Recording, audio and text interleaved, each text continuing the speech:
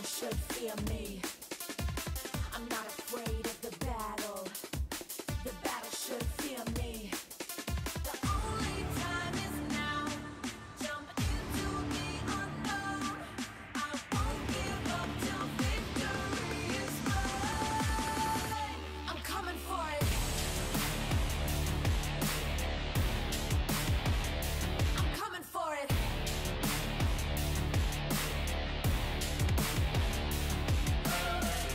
I fought for this. I crawled for this. I died for this. I'm coming for it. Yeah, yeah. I'm coming for it. I'll take the win, the glory, all mine. I want it all. I've got this fire burning inside. I want it all. The world will know I'm do or die. I want it all. I've got this fire burning inside. I want it all. Only time is now. Jump into the unknown. I won't give up till victory is mine. I'm coming for it. I'm coming for it.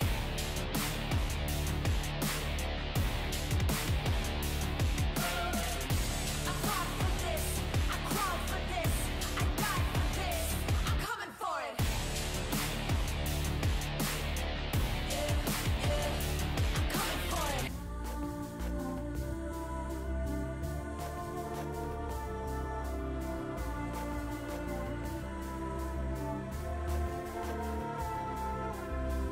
When it's all you got and it's all you want, you don't back down, you don't ever stop. You climb to the top, let the whole world know just how far you'll go.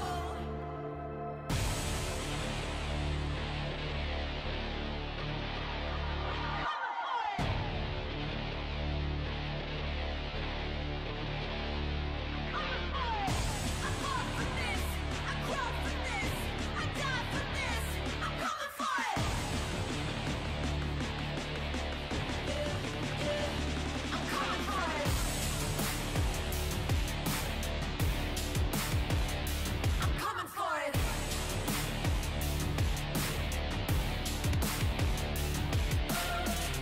I fought for this, I crawled for this, I died for this. I'm coming for it. I'm coming for it. Yeah, yeah. I'm coming for it.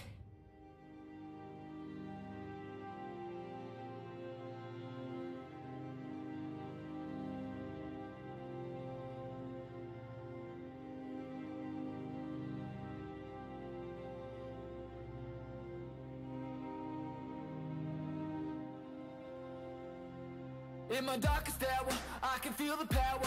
Won't be devoured, never been a coward. They stone sour, I'm gunpowder. If I say it louder, can you hear me now? I got the power.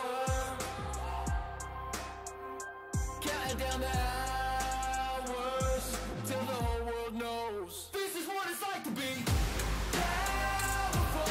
Never gonna settle, I'm on another level. I'm powerful.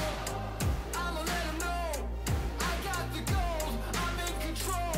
I break the mold. I show the world just how powerful I can be. Powerful. Powerful. Had to pay my debts, was a losing bet, and I knew what I could do, but had to prove I wasn't finished yet. Was an uphill climb, saw it in my mind, recite the lines every time. I got the power, counting down the hours till the whole world knows this is what it's like to be powerful. Never gonna settle, I'm on another level. I'm powerful. I'ma let 'em know I got the gold. I'm in control. I break the mold. I show the world just how powerful I can be.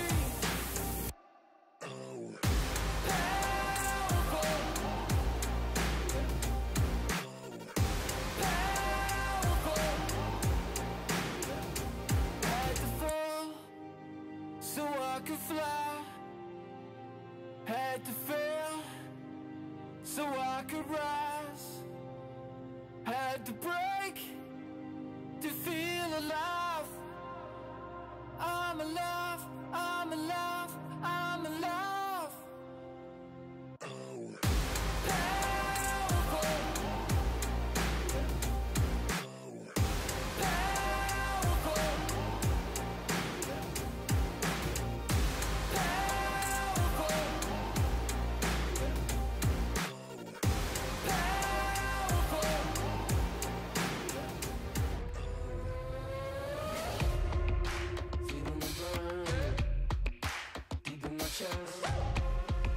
It's all in my turn.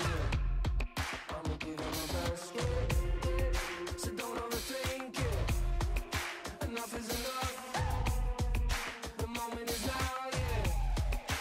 Gotta keep up. Gotta keep up.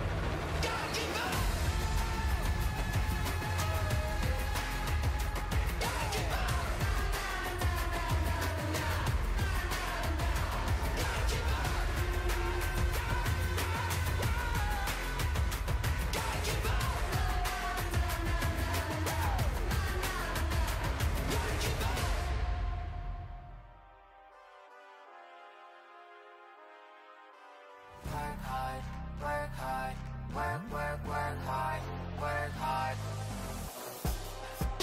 I'm going full speed, got the pedal to the metal, can't outwork me. I'm going full speed, got the pedal to the metal, can't outwork me. I'm going full speed, got the pedal to the metal, can't outwork me. I'm going full speed, got the pedal to the metal, can't outwork me. You better D up before you get smoked. I'm taking the ball, I have for the go. I've been in my bag, you been in the trash, just move to the back. Cause I'm on the move, come through like a truck. I'm packing the power, you front of the back. Yeah, I can taste victory. Yeah, we about to make history. Just give me the ball, I won't let it fall. We about to light it up from the window to the wall. This the culmination of all my hard work.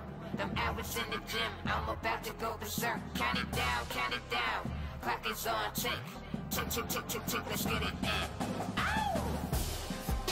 I'm going full speed, got the pedal to the metal, can't outwork me. I'm going full speed, got the pedal to the metal, can't outwork me.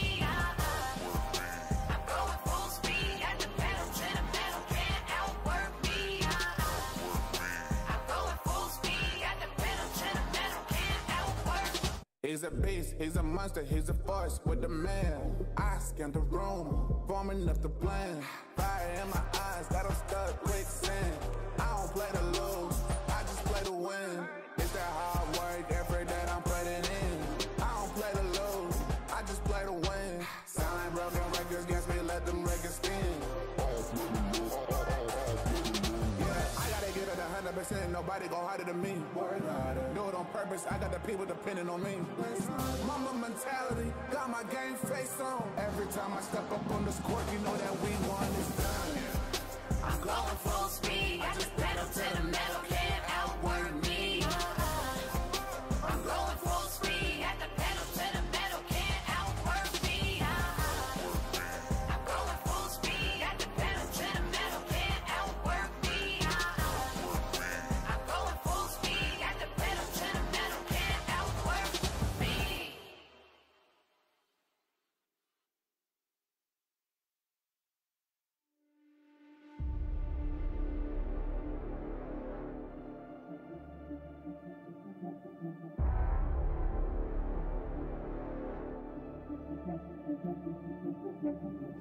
Yeah, you're looking for something amazing. That's why I put in the work. That's why I grind on the daily. I'm running wild and I know that no one can tame me. Hall of Fame on my mind, they cannot contain me. I know that I can't stop now. There ain't no way I'm giving up. Won't back down. I've come too far and I know I'm gonna act out until I'm standing on the top. They hear me now. They hear me now. Let them know. Nothing can hold me back. Hold me back. You can try, but you can't hold me back. Nothing can hold me back. Hold me back. You can try, but you can't hold me back. Nothing can hold me back. I'll give it all I got to succeed. Ain't no way of stopping what I'm destined to be. I'm here for greatness. I was made for more. I got my focus sure. Heart is ready, mind is right. Take flight, watch me soar. I won't stop now. There ain't no way I'll ever quit. My life loud. They try to hold me back, but I won't lie down. This is something they can't deny. The truth's out. I got that fire now. Let them know. Nothing can hold me back. Hold me back. Try, but you can't hold me back.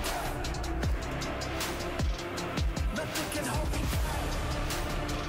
Hold me back. You can try, but you can't hold me back. Nothing can hold me back.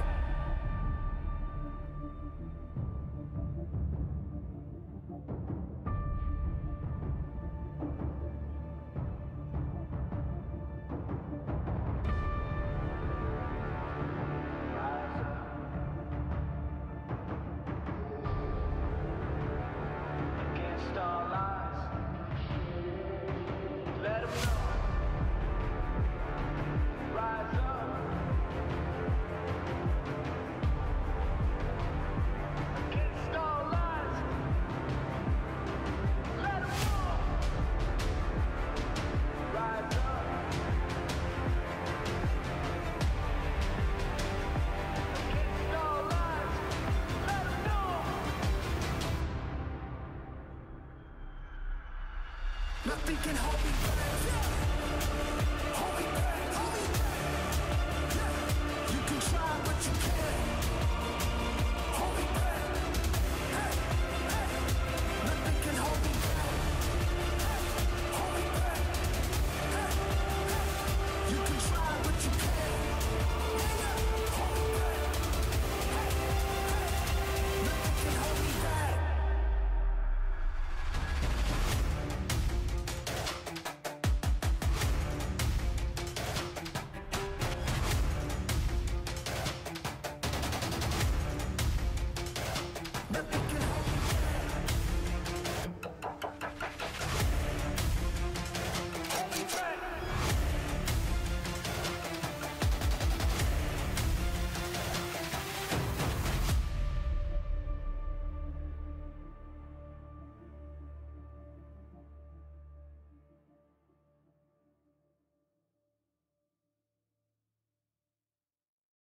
Man, this might be something lethal. Like a beast that can't be tamed. This the kind of rage you can't contain. Yeah, this might be something lethal. You can really see the flames. Feeling like it's borderline insane. Man, this might be something lethal. Something lethal. Yeah, this might be something lethal.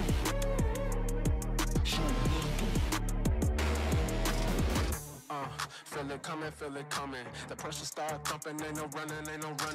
It might cause a rave, all my people start jumping. You can feel the rush, it'll get your blood pumping. Okay, you better take a seat. Don't step inside the kitchen if you cannot take the heat. It's looking like a feast, guaranteed to flame the streets. It's the jungle outside, tell me who can tame a beast. Something lethal, like a beast that can't be tamed. This the kind of rage you can't contain. Yeah, this might be something lethal. You can really feel the flames, feeling like it's borderline insane. Man, this might be something lethal.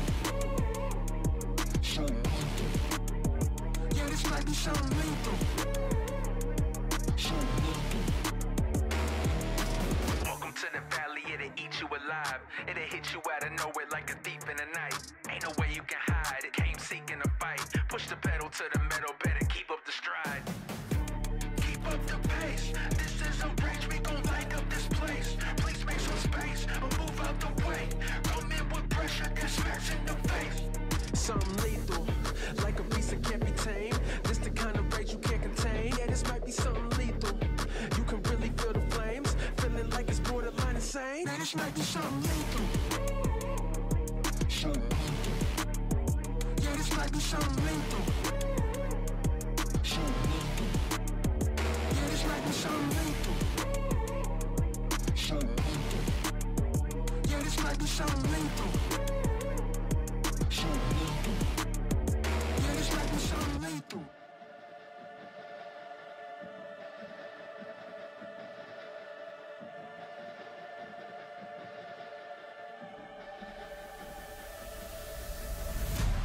Welcome to the main event. Welcome to the main event. Welcome to the main event. Welcome to the main event. Let's go. Through the fire and the rain, I was born to rise above. Kept on pushing through the pain till I made it out the mud. Now the dam's about to break, so get ready for the flood. Can you feel the rush? The beast is waking up. Welcome to the main event. We spent the whole night waiting for the best of the best. Welcome to the main event. You got the whole world watching. Will you rise to the test? Let's go. Welcome to the main event. Welcome to the main event. Welcome to the main event. Welcome to the main event. Let's go.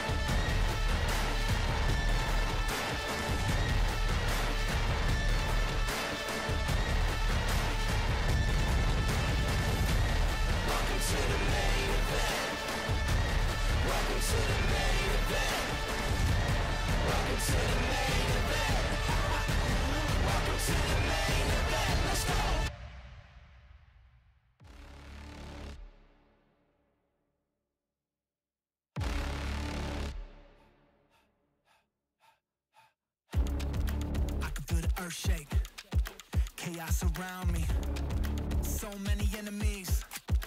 they all surround me. They out for blood and revenge, rising with killer intent. The fury ahead is immense, but I will not bend. Look in my eyes, no you won't see fear. Nothing but fire and it's not even fair. They all against me, but I'm still here. So go ahead and let them know I'm more than prepared. An army's not enough to silence me. Go ahead and bring the galaxy. Nothing you do can rattle me. Go ahead, battle me. Get out my way. Get out my way. Move. Get out my way. Out my way. Get out my way. Move. I gotta do what I gotta do. No one or nothing can stop me. And if you don't think that I can, just watch me. Move. Get out my way. Out my way. Get out my way. Move.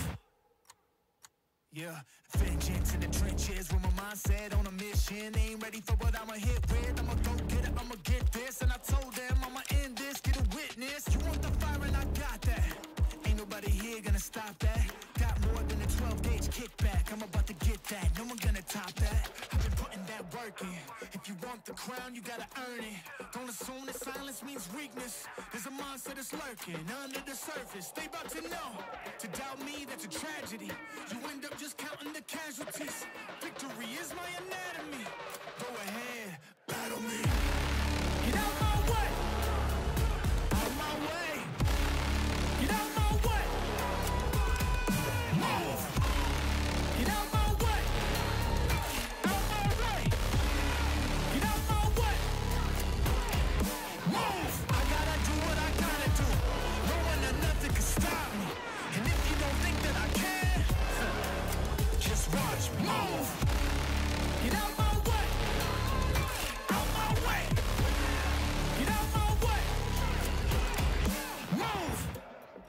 All of that talking stops now. There's no need for discussion. Once you see what I'm about, all of that talking stops now. Let's do this for real. Let's go. Right now. Battle me. Get out my way. Out my way. Get out my way.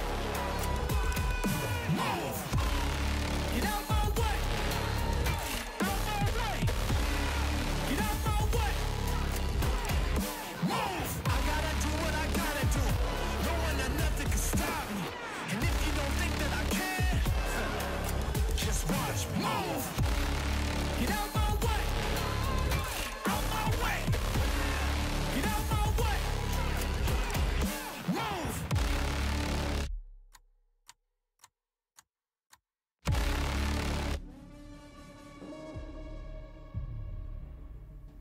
We gon' run it.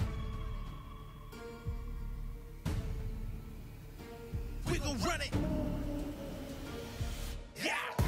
We gon' run the road till we take it home. Turn the lights on and put on the show. Ain't nobody better, yeah, I got the glow. Pull up on the scene, do my thing and go. We gon' run the road till we take it home. Turn the lights on and put on the show. Ain't nobody better, yeah, I got the glow. Pull up on the scene, do my thing and go. City on blaze when I'm in the mix. Everybody tryna stop me, but I'm too legit. Showing up with a brand new bag of tricks. I'm at the top, yeah, I know me, I don't never slip. New grip on life, I live it right. Getting everything I said in my sight, I shine bright. Nobody understand what it took for me to lead. I woke up feeling like I reached a new speed. Clock ticking, I strive with no limits. Making waves without a blemish on my image. The people listen when I speak another sentence. I'm on go while you trying to replenish. We gon' run it. We gon' run it. Yeah. Push it to the limit with my heart is up. We gon' run the road till we take it home. Turn the lights on and put on the show. Ain't nobody better, yeah, I got the glow. Pull up on the scene, do my thing and go. We gon' run the road till we take it home. Turn the lights on and put on the show. Ain't nobody better, yeah, I got the glow. Pull up on the scene, do my thing and go. We gon' run the road. you wanna go? Push it to the limit with my heart and soul. We gon' run the road. I'm in control. Push it to the limit with my heart and soul. We gon' run the road till we take it home. Turn the lights on and put on the show. Ain't nobody better, yeah, I got the glow. Pull up on the scene, do my thing and go. We gon' run the road till we take it home. Turn the lights on and put on the show. Ain't nobody better, yeah, I got the glow. Pull up on the scene, do my thing and go.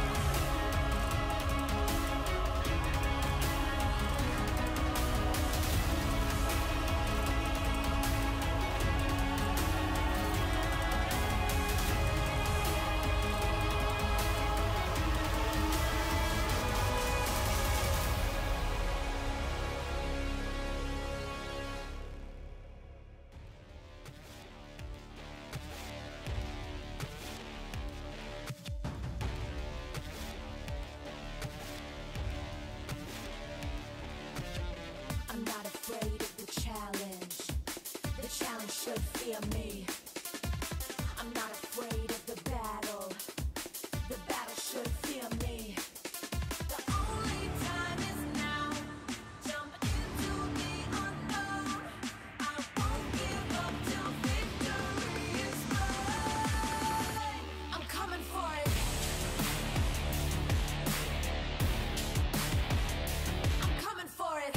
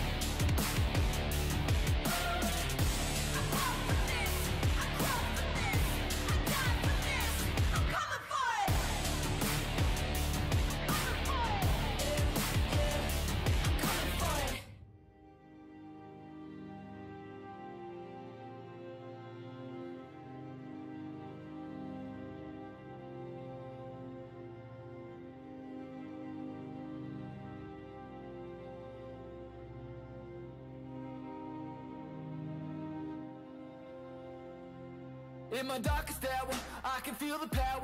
Won't be devoured, never been a coward.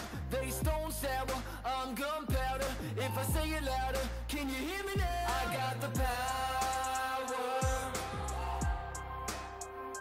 Counting down the hours till the whole world knows.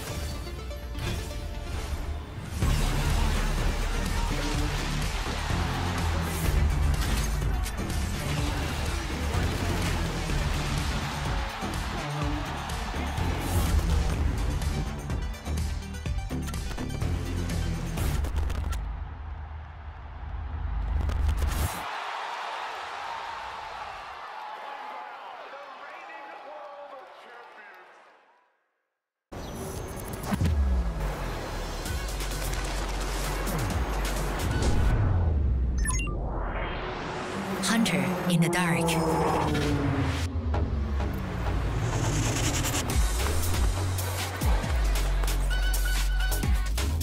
Master of 9 shots.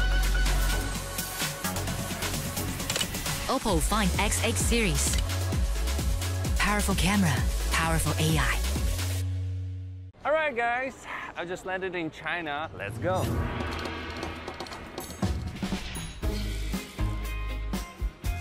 Play the local way, pay your way.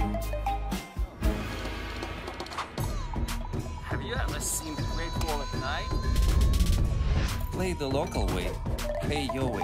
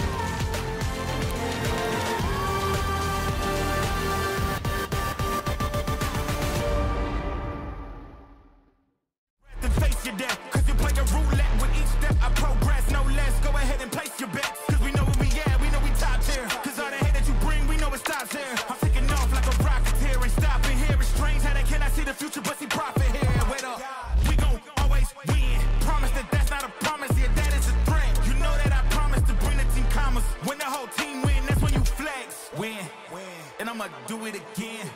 Watch me win. Then watch me do it again. What a car. Living the dream, huh? Sweet dreams are made of this. Who am I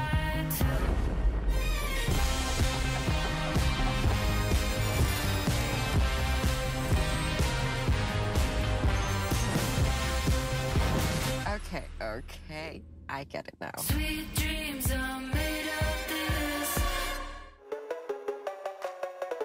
Dominate the Rift with Opera GX. Bring League to your browser. Lock in with LoL Esports. Customize your setup with champion-inspired themes. And unlock new designs inspired by Arcane. Only on the browser for legends. Download Opera GX.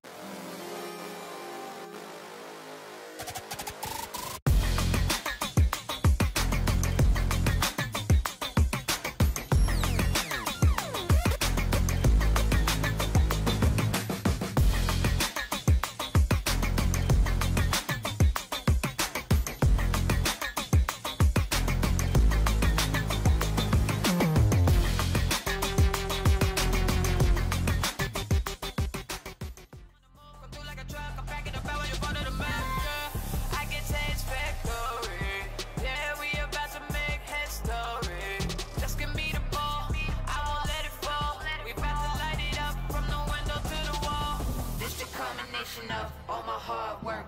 Them hours in the gym, I'm about to go berserk. Count it down, clock is on tick. Tick, tick, tick, tick, tick, let's get it in. Ow!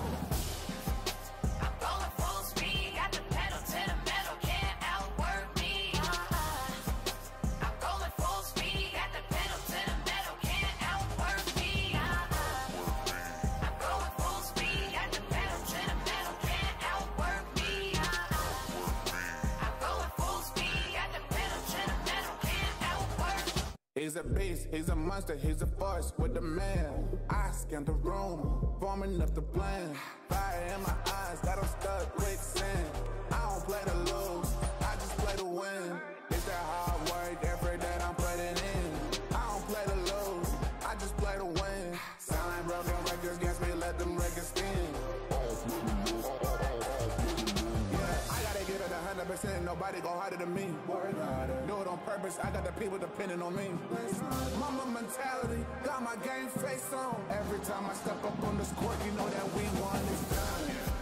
I'm going full speed, I just pedal to the metal, can't outwork me. I'm going full speed, got the pedal to the metal, can't outwork me. I'm going full speed, got the pedal to the metal, can't outwork me. I'm going full speed, got the pedal to the metal, can't outwork me.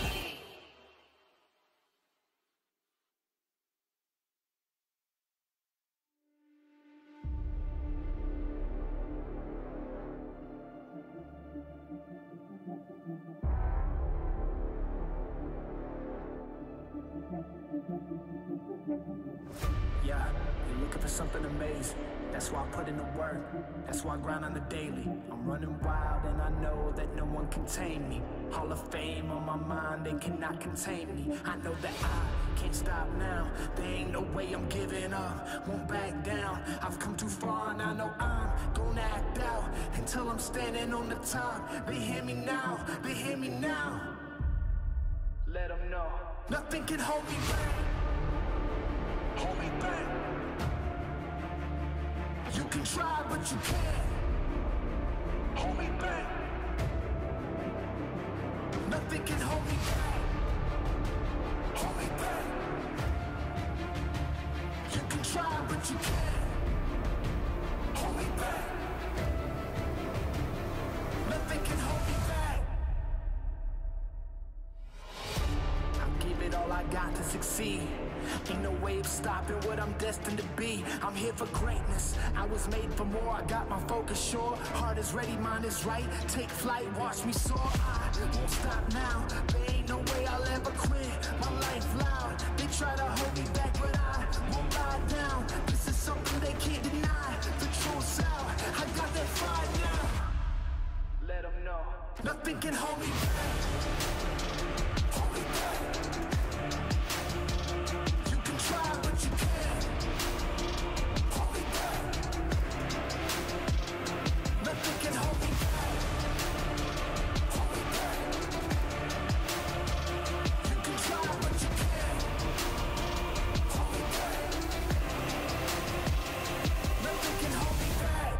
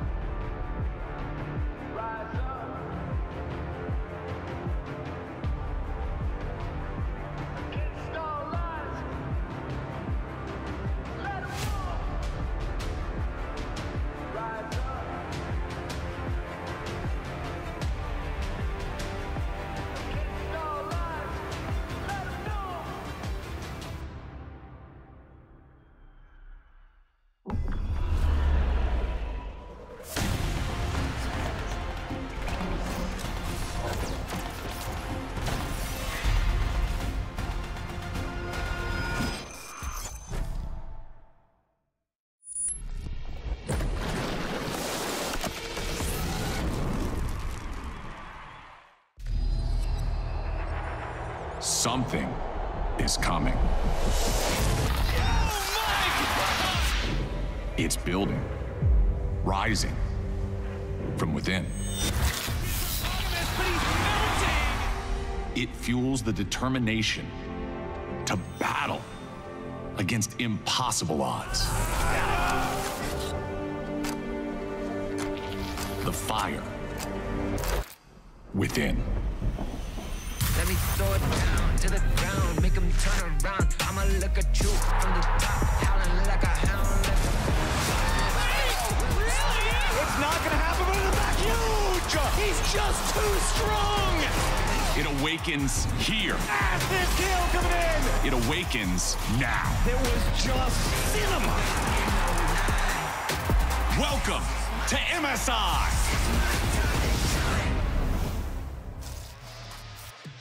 And welcome back to MSI 2025 here in beautiful Vancouver. I hope you all got time to recover from the banger we had last night, because we have another one ready for you today, as we're gonna have a rematch of the LPL finals between BLG and Anyone's Legends. That's a lovely pizza, Siffer. Thank you for bringing it. I'm Laure, and I will be with Emily and Chronicler or Steve from marketing.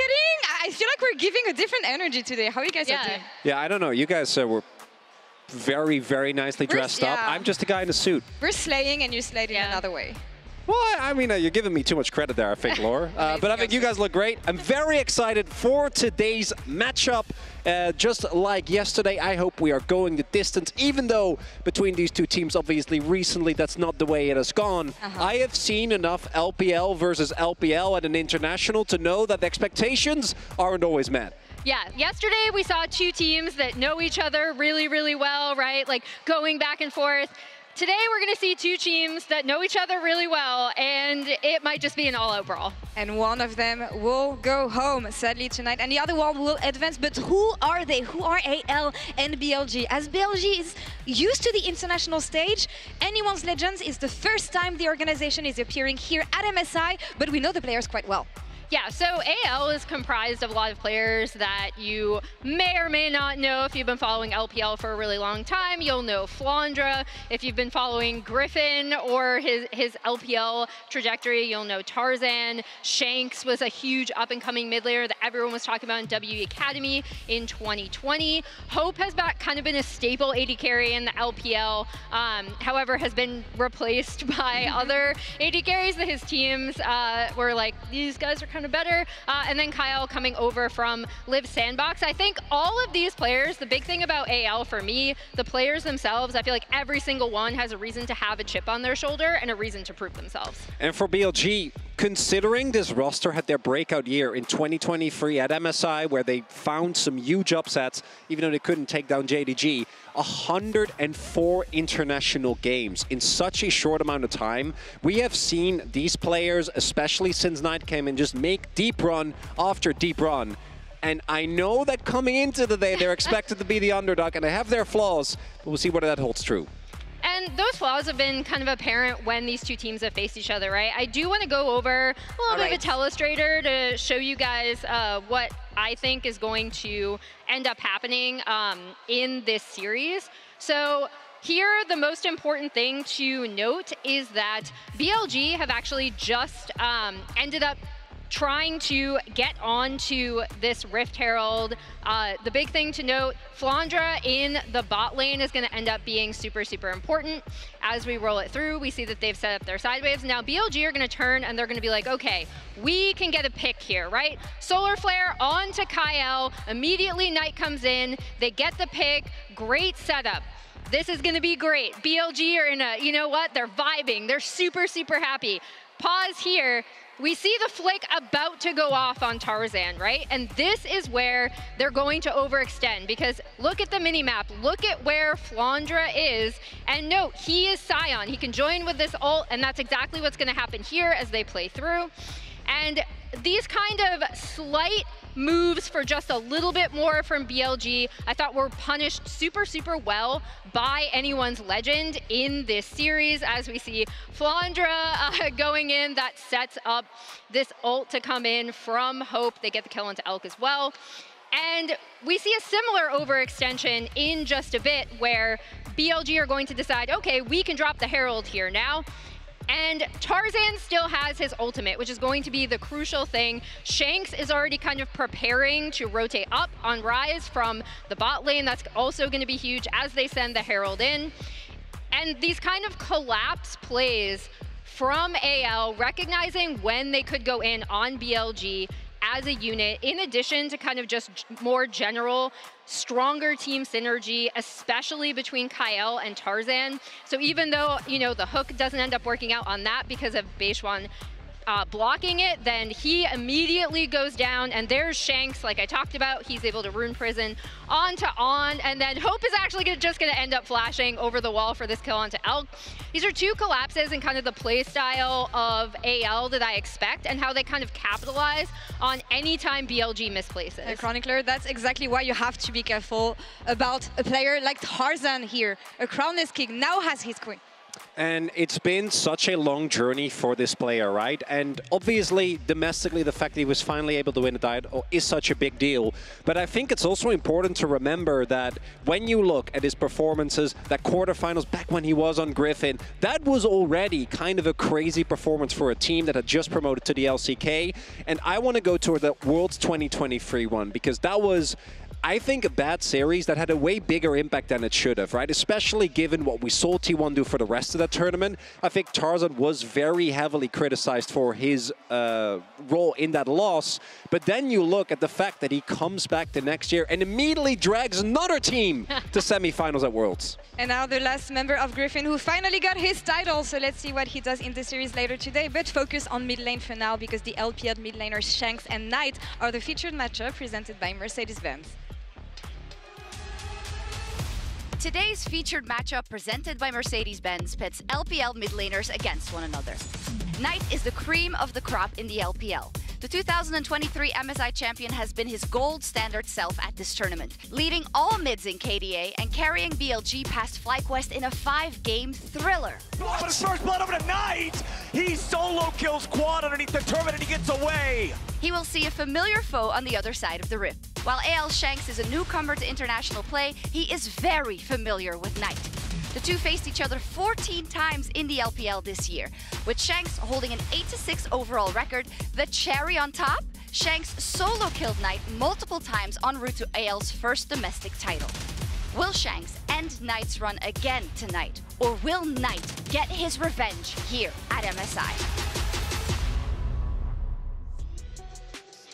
And these are two mid laners that are very, very familiar with each other. Kind of any LPL mid laner at this point needs to have to deal with Knight eventually, right? As we see their numbers here. And again, something to point out for Shanks. So many people have been waiting for his international debut. I think he's had a really strong tournament thus far and some really good showings. And for Knight, I think he's the only member on this team that is actually performing the way that we were hoping to, right? He's the one that I think is the reason that they were able to get to this point in the first place. He's the only one that really has been able to maintain his form. And let's not forget, if it wasn't for some true Faker plot armor, this man would have a Worlds title. And it really impressed me when I saw him on stage the other day. You can see what he brings to the team, even outside of the game. Honestly, helping his teammates in the mental. I'm just wondering what kind of impact can Knight have here if he actually became the leader that BLG needs here, because it felt like Shanks is feeling those shoes these days. Yeah, I mean, the big thing with Knight ending up going onto this BLG team is obviously they did have the jungle swap, right? And I know he's kind of taken... Which one? The first or the second? Or the third? The second. The third. Are you predicting something? I think, and Knight has talked about Beishuan, right? And said how, like, there's still things he needs to learn, but he thinks he's a good player. Kind of, Beishuan was brought in to help facilitate these solo lanes. So, thus far, has looked a little bit desynced in domestic play and here. So, we'll see if BLG can step it up today. Yeah, I had a chance to catch up with him actually after his former previous series. So we're gonna check this Knight interview in the Verizon Game Day interview. Let's send it over. Knight, thank you so much for joining me ahead of the next series. It's going to be BLG versus AL, a rematch of the LPL finals.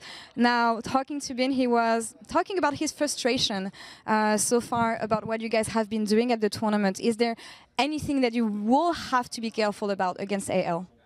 我觉得打 AL 的话，我们资源团的还有前期的联动吧，就一定要打得更好吧。就如果继续这样打的话，肯定很有可能会输掉比赛的。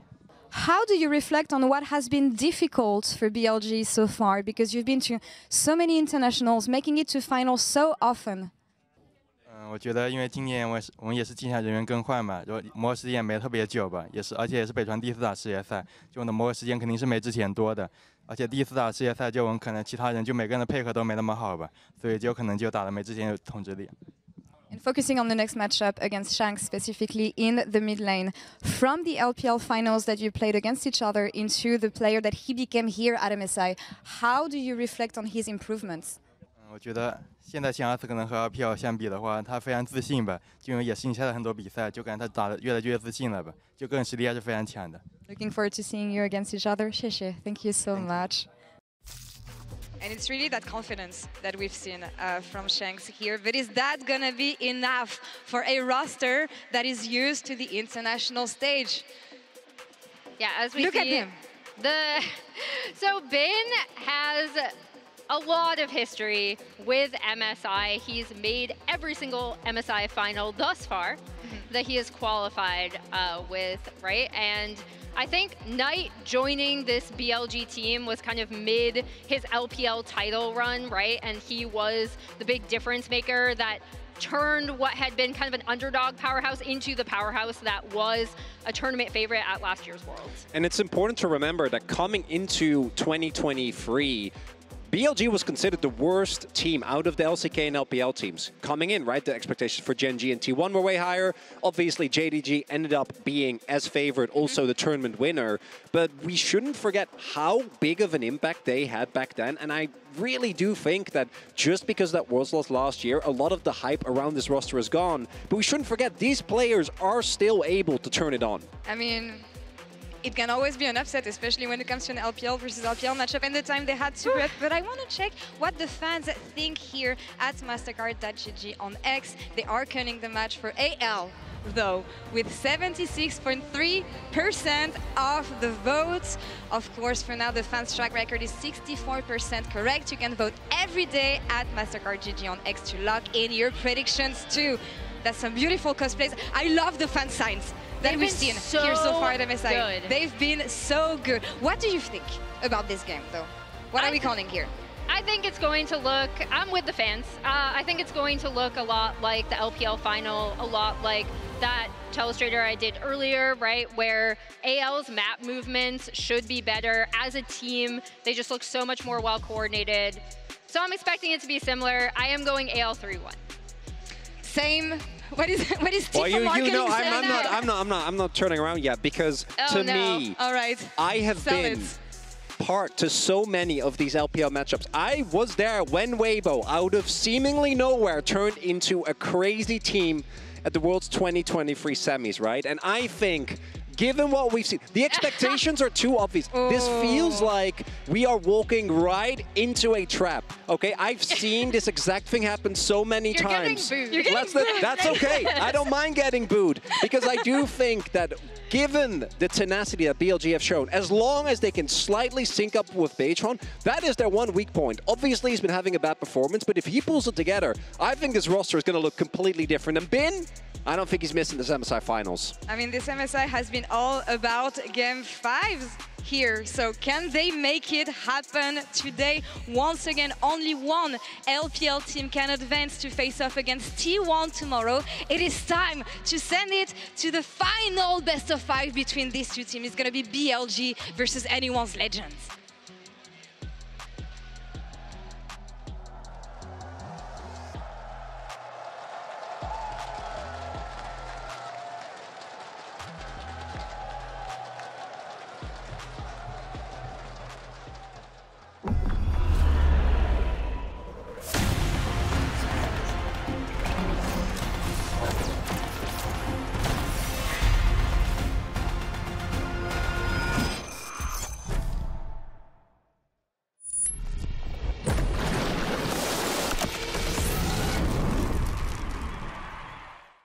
Let me throw it down to the ground, make them turn around. I'ma look at you from the top, howling like a hound. Let me take it off, push it up to another height. This is what I do. I'm a dog, not afraid to fight in the dark and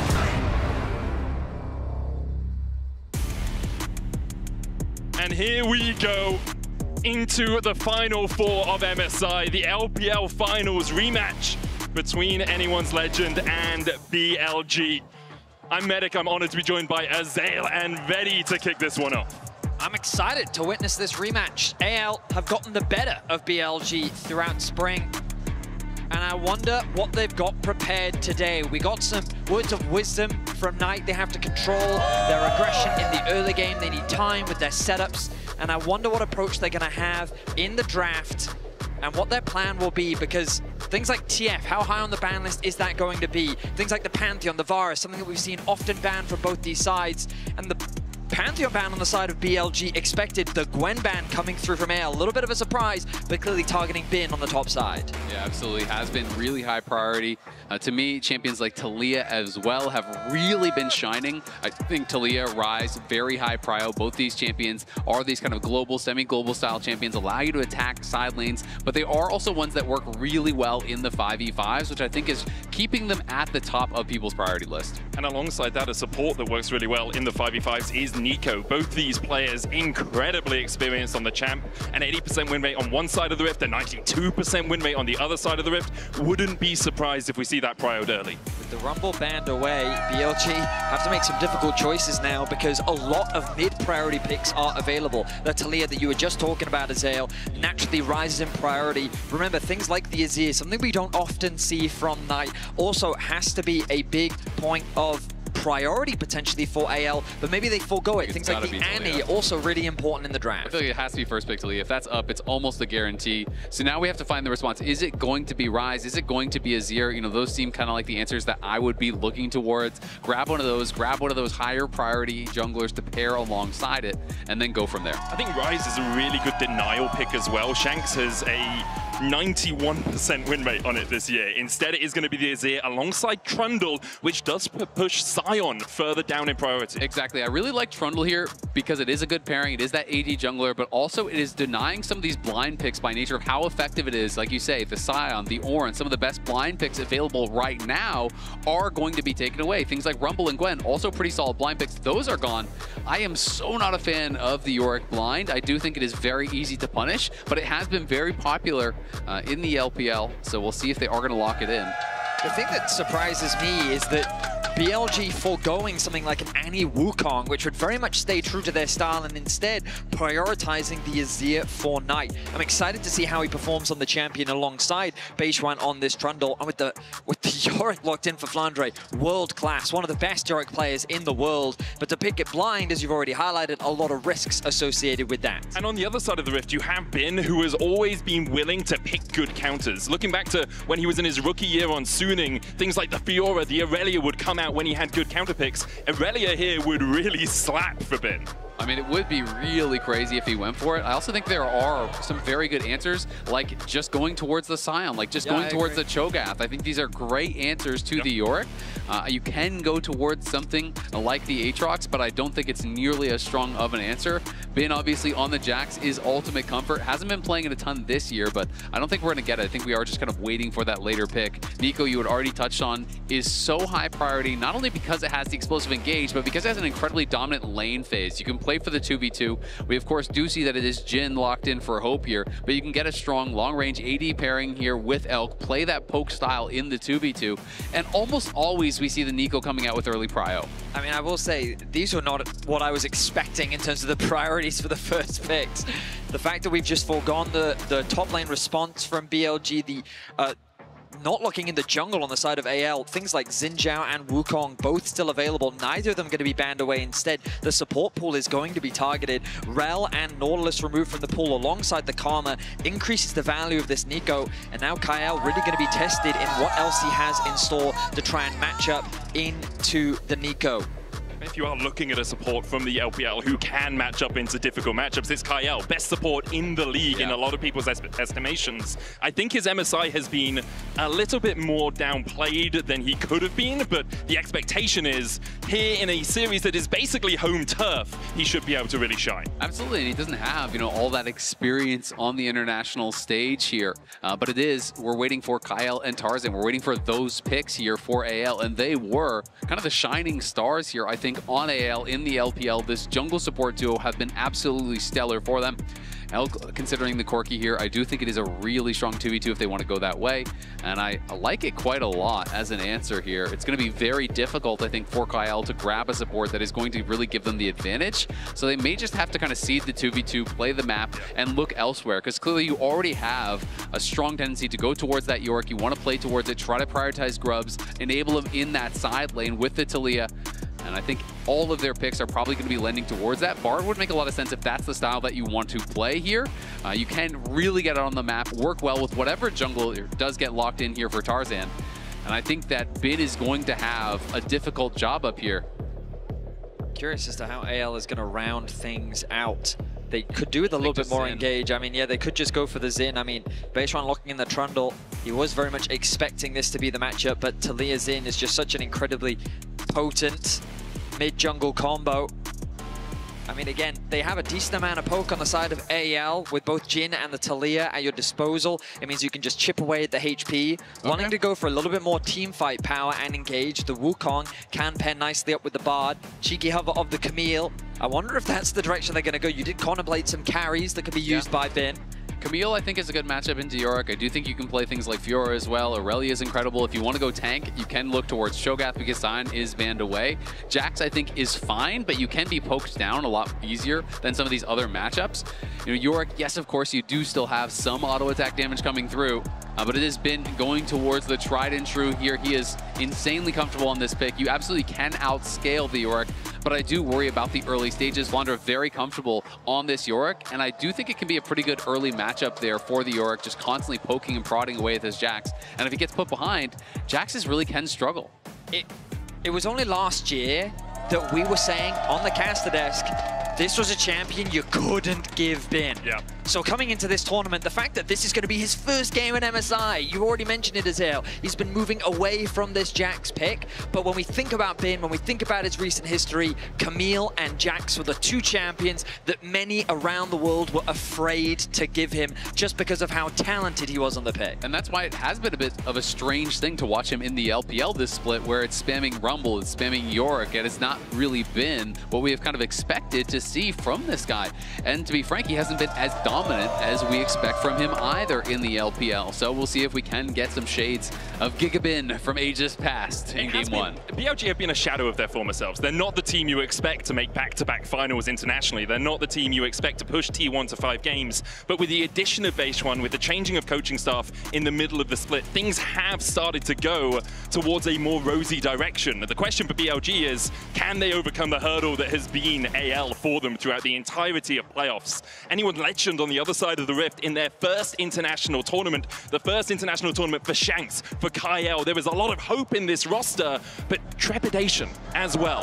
The LPL fans not quite sure yet if AL is who they want to represent them on the biggest stage.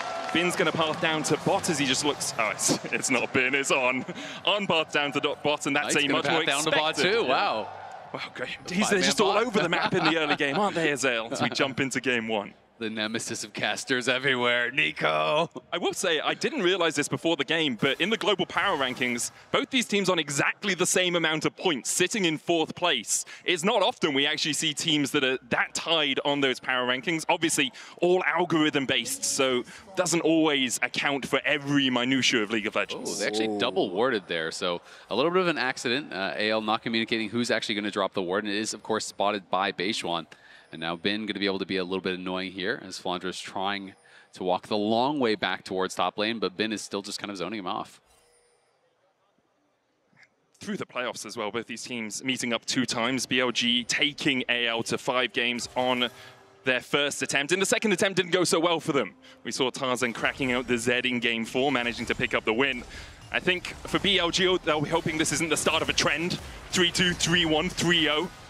On the international stage, obviously, BLG have a little bit more pedigree. Watching back those series and talking with some of the analysts from the LPL as well, my impression of the teams was that BLG was this hyper-proactive team. They love to play through their side lanes, they love to tower dive you. They were always the first to start off a fight around these neutrals. And I felt like AL did such a fantastic job of reading them as they find a bit of an advantage already in the bot lane 2 versus 2. They just found an effective way of controlling that aggression, and Tarzan just did a fantastic job of tracking Beishuan. Right now, junglers are on the opposite sides of the map, and this AL bottom lane will need to be careful because Beishuan will be heading in this direction, but for now, they're winning out on the trades with this early level 2. I mean, Hope and Kyle are playing this 2v2 out incredibly well. So aggressive. They use the heal off of Kyle to give move speed to Hope so he can actually get in range for his 4th shot, take a really good trade.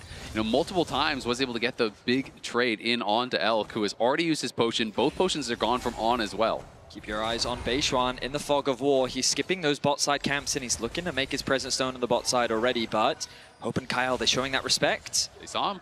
He did. Beishuan comes around the corner with the frozen domain, gets the slow onto Hope, looking at the pillar as well. Barrier coming out from Hope, but it's just extinguished. Hope down, first blood BLG. We talked about it. The jungler was pathing towards the bot side of the map. They should have been more respectful of that possible early gank, but Beishuan draws first blood in the series. Yeah, neither of them, even with the push there, actually got a ward into the river, not expecting an early gank here from the Trundle, and Beishuan makes them pay for it big time.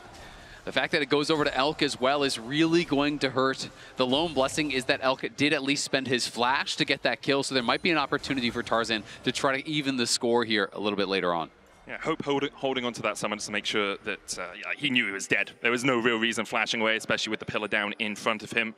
We see Tarzan pathing down towards this bottom side. Has finished his full clear, so really wants to get a double scuttle. Kyle pushing forward, gets a bit of vision for him to allow that net of safety, making sure that he can seal away these 2 camps from Beishuan, who is still on his blue buff because of the earlier gank. Yeah, Tarzan going to be able to get this double scuttle, no problem here. And you can see Bin having a good time up in that top lane, does have the HP advantage, still has the extra potion as well, so the early trade's definitely going in his favor. Mid lane just been kind of quietly, both of these mid laners farming away. Shanks, though, got the early tier and has had the push, so going to be comfortable with the position that he's in already. For the moment, Flandre just getting pushed back a bit, but that mid lane matchup is one I want to highlight actually, because Shanks coming into his first international tournament after joining WE Academy all the way back in 2020, debuting with WE in 2021, has come out and quoted himself saying, it is a long road. You have to go through failures if you want to get towards the victories. Knight, on the other hand, has felt like he has only had victories throughout his career. Yeah, absolutely. And I think as a result, it's almost more impressive to see, you know, Shanks from where he came to where he is now. So many players in League come in, and when they don't have immediate success, they're just replaced. They can't shine on a bad roster, and they just get overlooked. They're just kind of lumped in with the rest of their team. He was on a 0-16 WE roster. They then went 4-12. And for him to still be able to actually stand out on a roster that is dead last, that is struggling that hard in the LPL, and for him to be able to claw and grind his way up to where, you know, he is now on the precipice of making the lower bracket finals, where he's already top 4 at MSI, where he's won an LPL championship, I think is nothing short of amazing. And the fact that he was able to outperform Knight in the finals, I think was very meaningful for him as well, considering who Knight is in the LPL now, how dominant he has been for so long.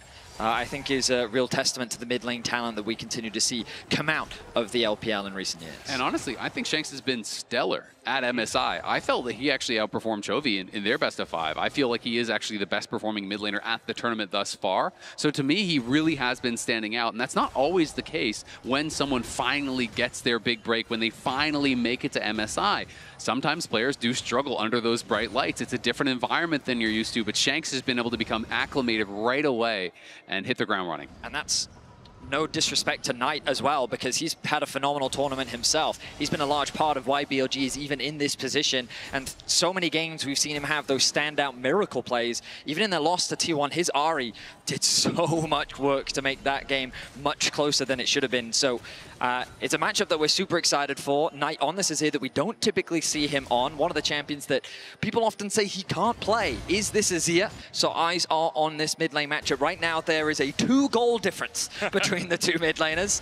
Shanks looking for a play. A good seismic shove will chunk out Knight just a little bit. Kyle here to shadow his mid laner as well, as we see the lane swaps beginning. BLG moving their bot lane up towards the top side of the map. Exactly, and we're not actually seeing Hope match right now. He is heading back out towards bot lane, so it is going to be these non-standard lanes here with Flandre just trying to stay in range of experience, trying to be around as much as he can to pick up some of the CS. And what this often means is we'll see a Drake for Grubs exchange over the next couple of minutes. Grubs up in a minute's time. Dragon has been cleared out here by anyone's Legend, and you can see a couple of pings coming down on it as well from BLG, expecting it to be started by their LPL counterparts. Flandre forced down a little bit. I mean, Flandre not able to actually get any of the CS. Look on the other side. The CS gap is actually opening up quite a lot now, as Bin was completely uncontested. He was actually laning 1v0 for quite a long time down there, and just now, Hope and Kyle got down, put a little bit of pressure on, but then they're already leaving the lane. So Bin is just having the time of his life, holding the wave by his tower, getting all of this gold, while his counterpart on the other side is not getting anything. And Yorick has to be able to succeed in the side lane to really succeed in the game. What's really interesting right now is AL, rather than just committing to a cross map and saying we'll just take the Drake, they've actually moved their bot lane to mid. They've gotten the push. They've sent Shanks towards the bot lane matchup. He won't have his TP available just yet, but it will be up soon. And it looks like AL is saying we want those grubs. And this is not uncharacteristic of what we saw in the finals, where there was a lot of fighting over those grubs in particular. AL really values them, and they're going to start this objective off. Putting the Maiden down as well just gives you a lot more clear on these grubs. Tarzan jumping through them. It's Beishwang doing the Drake, so the exchange has occurred. It's just gone in the opposite direction to how we expected it, as we will see AL picking up the grubs and BLG getting themselves on the board in terms of dragons. And AL absolutely needed to get the grubs after what they gave up on the bot side. You know, Bin is now so far ahead. 26 CS up, 500 gold is the lead. Plus, there is, you know, a little bit of experience that, you know, Flandre has been able to obviously grab, so he's kept pretty close in that. But Bin really opening up a big advantage and hasn't been under any pressure for these last couple of minutes. Most of the time, he's actually still been laning 1v0, and now finally they're going to move Hope in towards mid lane after the grubs. It is Shanks that's going to be answering the Jacks, but he's not going to be able to put any pressure on there either. It's a slower early game, but I don't think either side is particularly upset with how things are panning out. Bin is happily scaling, as Azael was just talking about on the side lane, building up a nice advantage. And Elk also finds himself isolated on the top side of the map, so when I watched back the finals, I felt like AL did a really good job of controlling the aggression from BLG and kind of shutting down a lot of the plays that they wanted to make. But BLG, they're taking this game one calm, collected, and their map movements are clean for the time being. And AL has put a really high priority on grubs throughout the tournament. Nearly 85% of the total grubs they have actually taken throughout this event. So clearly putting an emphasis on that. And I think it makes a lot of sense, especially when you are playing with Yorick. Yeah, with the Yorick, you want to be getting that pressure in the side lanes. You want to be trying to get plates early. Hasn't managed to do that in this game, mostly because he has had to deal with this 2v1 lane, and Bin has been very happily just farming up, as you say, 1v0 or 1v1. Now we see Bin pathing out towards top. Shanks will get the push down in the bottom lane, so it looks like Knight is going to be the one who catches that wave. Not too much experience or gold lost on the map here for BLG. And I think Bin is just going to be so happy with how these early stages have gone for this matchup, because to me, post-6, when you get the Maiden, you really can start playing pretty aggressively in this 1v1 as the Yorick. You can start poking down this Jax, and hasn't had to deal with it whatsoever. And he's nearly at the Triforce, and Beishwan is up here. Dark Possession down. Flandre needs to walk away because Bin's splashing in with the Grandmaster's Might. Subjugate as well. Flandre holding on to his splash till the last moment. Doesn't get a chance to use it. BLG 2-0 up. I think Flandre realized that the moment he flashes, that pillar is coming down and he's not getting away anyway, so he just tries to walk it out. Nice gank once again from Beishwan as Kyle looks for a bit of a play in mid, but some beautiful footwork comes through from Elk, and BLG find themselves 2 kills up. And I mean, this kill is actually so much more painful because when you die as the Yorick like that, now you don't have the Maiden for such a long time. So any pressure that you would have had is completely gone. The kill goes to Bin. He free farmed bot lane for so long, and you know they're nearly going to be able to get a plate. So as soon as he comes back, he'll be able to grab that. He's going to be very close to his Triforce now at this point, and there it is. Already done the Triforce. So Flandre, I already feel like is completely out of the side lane, because by the time he actually completes his first item, Bin is going to be so far ahead. Still 2/3 of the cooldown remaining on that Maiden as well. It's going to be so hard for Flandre to lane in this top lane. Wave pushing out against him makes it even trickier because his jungler is not on this side of the map right now. Tarzan trying to gain control around this bot side river. Dragon's still 2 minutes away though, so expect to see just lanes crashing back and forth for the next couple of minutes. Tarzan has spent the majority of this game just focusing on farming up. He's been doing a good job getting close to his Trinity Force as well. You can see that they've been investing a lot of vision towards this bot side of the map with control wards aplenty pretty much throughout this bot side, pretty much to put more pressure on Tonight specifically. Shanks keeping that bot wave pushed in and moving into this fog of war. I like these little wards that BLG have been able to put down just to keep track in the event that Shanks tries to make any sort of ulti play towards the mid lane. And so BLG are kind of responding well to the control that AL is trying to get here in the early games. We transition into that mid-game phase. Dragon spawning in about 1:15. And I wouldn't be surprised if BLG just concede it. Instead, look for a cross map. They don't need to force a fight right now. They're quite happy to scale with the lead that they're slowly building up. Yeah, I absolutely agree. I mean, I think if you offer this sort of a game state to BLG, they would be so happy to accept it. The fact that you do have the Azir, you have this Jax, and they are just kind of free scaling here on the other side. You know, we haven't been able to see kind of any playmaking come out from Kyle on the Bard. We haven't seen any ultis come out from Shanks on the Taliyah, even though he has really been the one having the push. So BLG in a great spot here, and I do think it's going to be important that AL are able to be successful in the first team fights when they do actually take them. Wukong is now on Triforce. He is going to be at a really strong point in the game, but they have got to nail their engages when they go for him. Otherwise, I think the game's going to get away from them. I will say, I take triple Triforce over single Triforce in every single fight. Bin, Beishuan, and Elk have already completed that first item. Knight has a Nash's Tooth as well, while Shanks has gone for the Archangels, but that's still 100 stacks away from giving him the shield. So, although BLG could decide to seed the Drake, although they could decide to not fight it, I actually think in terms of raw power right now, they're definitely in the driver's seat. I mean, great minds think alike, Medic. I was on the same wavelength with that one as Flandre goes for a bit of a trade and immediately regrets it. Counter-strike comes in, there's a TP as well. Kyle trying to come up to join this fight, and Bin begins to retreat. Shanks is going to teleport forward. Bin has no flash. Weaver's Wall will lock him on this side of the tower. Tarzan chasing forward as well. Bin with the counter-strike will get knocked up using that Cyclone. Bin still jumping away, but he's caught out. A Tempest finds him as Flandre secures the kill. This is really nice. Now they can try to rush for first tower here up on that top side. They have the grubs. They're crushing through this tower. They should be able to win, but BLG also a lot of damage on that bot lane tower. They obviously have the Trundle. Not going to be able to get it either way, though. So first tower does go to AL. Yes, they should eventually lose the Dragon down on that bot side, and the tower will be matched. But if you can get this second turret as well, BLG very slow to respond. This one's dead too. AL making a massive play on the top side. That is going to be a huge gold swing. You'll see the gold swing in their favor, about 300 gold ahead, but about 1,000 across the course of that play. BLG will get their second Dragon, and it was actually AL who decided we don't want to take the fight around second Drake. We can fight around Soul Point, around Soul. Elk harassing Hope down here with the Gatling gun. Knight coming in from the side. I think that might be on, actually, with Knight down towards the bottom side of mid. There we are. And I think it's really, really smart to actually play towards this York. Again, you need to make sure that you are enabling Flandre in that side lane. He's got to be able to compete against Bin, or he's just not going to have much of a purpose in this game. You can't have your York just perma-grouping. So being able to actually get out to that side lane, investing the resources there, you're only giving up a second Dragon. Try to set up for that third.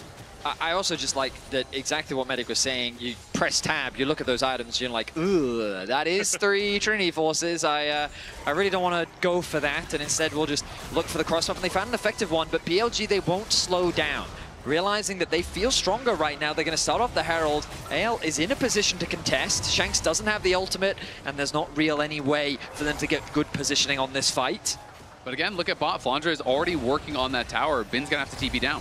Phase one boosted up there with the deadly flourish. Tempered Fate out as well. Kyle caught, has that Pop Blossom and has a flash. Will use the flash early to try and escape it as the curtains open. The Shape Splitter will block one, and Elk will block the next. Pop Blossom from on just to make sure the chase doesn't materialize. Close exchange as AL tried to get some exit kills as BLG were on the retreat, but they're able to secure the Herald and they walk away safely. As AL, you were talking about that bot tower, and AL end up securing it. Yeah, I mean, Grubs, Yorick, Triforce, that is a recipe for success against the tower. You're going to crush that thing ridiculously fast. So, you know, even if the Yorick is behind, which at this point he is not, he is slightly ahead in gold, you can crush towers. So, you know, they have to be really, really careful. If BLG commit 5 members to one side of the map, they can get punished on the other side. And I do think this is something that BLG has done a lot throughout this tournament, is they will heavily commit towards objectives. They're going to show up, they're going to try to force you to fight, but sometimes that does open up the opportunity for really successful cross-map plays. And I think this is something that at times BLG struggle with in the LPL as well. They don't always have the cleanest objective setups. Sometimes they are a little bit bloodthirsty around those. And as a result, teams that are very smart on how they play the map, like AL, can get advantages. And sometimes that comes down to synergy as well. We have to remember Beishwan only joining the team this spring, halfway through the split. A change in coaching staff as well with Maokai leaving. So it is going to be a struggle for BLG when you look towards those things that are developed over 6 months, a year, 2 years, and that sort of synergy that AL can have. And Knight was very frank about that. We saw that in the game day interview that we had from him earlier, talking about he wasn't sure if they had enough synergy built up. Potential dive. Out, on caught up, the Ghouls will chase him with the morning mist, and BLG still able to defend. Drake's still 2 minutes away as well. There is an Artican coming up, but that's up towards the top side. AL with really good just map play there. They'd gotten the push on the top lane, they had the push on the bot, and so they just collapsed from both sides to attack this mid lane. They were able to do a good amount of damage onto their opposition, along with chipping away at that tower. And it's not necessarily that they heavy committed. Ooh, Shanks needs to be careful. He's going to get chased down here. The pillar out. The flash forward from Knight still has the Emperor's Divide here. Shanks looking for the movement speed, but just doesn't have enough. Field of Warfare over to BLG. Just as I was complimenting AL on their map pressure, they stepped too far on the top side of the map. Shanks goes to a space of the map that Knight and Beishwan were ready to punish him on. They get 3 kills, and they're able to find themselves another pick. Yep. AL now a little bit more on the back foot, 700 gold in the hole. They are still scaling through this game, of course, and it's the first time we've seen Shanks really make a mistake with his positioning. Obviously could have gone the longer way round towards that top lane wave with Beishwan and Knight in the area. They invest the flash, and they take down their enemy mid. Next objective, though, still a minute away, and once again, it's AL with the vision down towards that bottom side. Wards abound for them. I feel like that Bin and Knight are actually setting up a bit of a freeze. Like, I feel like that wave has been sitting there for Bin for quite a while. And he's got a 50 CS lead. You can see that developing in the 2 top laners. Same thing for Knight. I mean, he is just kind of catching the waves as they come, realizing that Yorick is here. He's now going to push that one out. But the timing is good. 40 seconds until the Dragon. They don't overpush. They realize that AL don't really have much of a play on the map. And so they're just picking up what farm they can and then not overextending. What was entirely blue at the bottom of your screen is now shifted entirely to red, as BLG have amounted a 1.1k gold lead. They'll be really happy with the spot they're in. I want to get towards these objectives first if they can. A good Pop Blossom from out of vision can really spell disaster for AL, who can sit this one out. They don't have to fight for the 3rd Dragon of the game. We often talk about how much pressure it puts on you as a team if you have the enemy team on that soul point. Yeah, and especially when you are a composition that wants to play through sides, it makes it so much harder, right? When then you are forced to group, no matter what the wave state is, no matter what the item completions are, you would be forced to go there. They're looking for Beishwan. Kyle going in with the Temper Fate. There's Weaver's Wall as well. The chase onto Beishwan. He's going to start to walk away. Dodges the seismic shove. Meanwhile, on the bottom side, Flandre forcing on away. Beishwan trying to trade with Kyle. The redemption will be enough to heal up the Bard. He gets the shutdown with it. On-court out as well, as AL are going to find 2 off this play. That is huge, because that should get them the Dragon off the back of that as well. Not the cleanest execution as the Cosmic Binding missed, the Deadly Flourish missed, the Seismic Shove missed, but they chased him down, they get the kill, they kill the support. I want to see them go straight towards this Dragon. They aren't going for it just yet, though. They're just playing towards Otacon. This is definitely riskier, but we can see that BLG is going for the Dragon on the other side, so this should be theirs. It does mean, though, that BLG will move to Soul Point here very early on. I felt like BLG was doing such a good job of suffocating AL. The fact that Bin was just holding that wave in the bot lane, they were playing around Knight safely on the top side of the map. I love that AL recognized, okay, we got to try and do something to try and break open the map a little bit more. They find a nice pick, and they quickly convert it into the Artican. With those petals secured, that goal difference is going to mean a lot less as second items are being completed across the board. It's a very tense game 1 here between the 2 LPL representatives. About 1,000 to 1.5k worth of effective stats from those petals right now. So AL will be happy with the exchange, but putting the enemy team on soul point is not something you really want. Gold basically even between the 2 of them. especially against AL's composition in particular, which is a lot of upfront damage, is a lot of bursts. You know, I do think Mountain Soul also kind of uniquely effective against Jhin, who does more damage the lower you do get. Well, Mountain Soul makes it a lot harder to actually knock you down with that explosive engage from the Wukong, with the seismic shove to follow it up. So AL, you know, have been playing the map, have the Otacon, have the combat stats from that, but they're still not even up gold whatsoever. BLG is the one that are up gold and have really powerful scaling in the solo lanes and have 3 Dragon advantage. So I think BLG definitely getting the better end of the trades. I will say, Bin is up 70 CS and Bin there's a 90 right gold now. difference. I mean, oh, Emperor's nice. Ride coming out. Flandre tries to go in with a Dark Possession. There's the Tempered Bane as well with a teleport in time. Knight escapes. That was close. That was very, very close. Knight able to escape. BLG now have position on the mid lane. This should be a tower secured. They're second of the game. Nicely done, opens up. A good collapse comes through from AL, but it doesn't quite convert into a kill. And now BLG can path up towards this top side, gate AL away from any of this jungle, and allow Bin the opportunity to take the 3rd tower of the game, extending his gold lead to about 430. And the petals are worth about 1,500 golden stats for AL, so that does mean, you know, as far as combat stats, pretty even here. We can see this one more time, looking for the engage on a Knight. He immediately goes for the TP out because the cage is used. That's the only way that York can actually interrupt it. It was with the edge of the cage. As soon as that's on cooldown, starts the TP. Bard ult, a split second too late there from Kyle.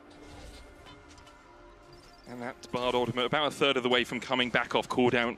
Don't expect BLG to be really able to punish that in any way, with no major objectives up for the next 2 minutes. But let's have a quick look at where we are in terms of items. 2 items on both the AD carries. Elk 3 stacks away from finish his Mana Mune. Leandries and Seraphs complete for Shanks, whereas Knight has his Nash's, Rylai's, and another Haunting Guise in his inventory. I mean, we're pretty much dead even at 2 items apiece, except for Tarzan, who does not yet have his 2nd item. I do believe by the time we do get this next dragon, though, he's going to have that completed.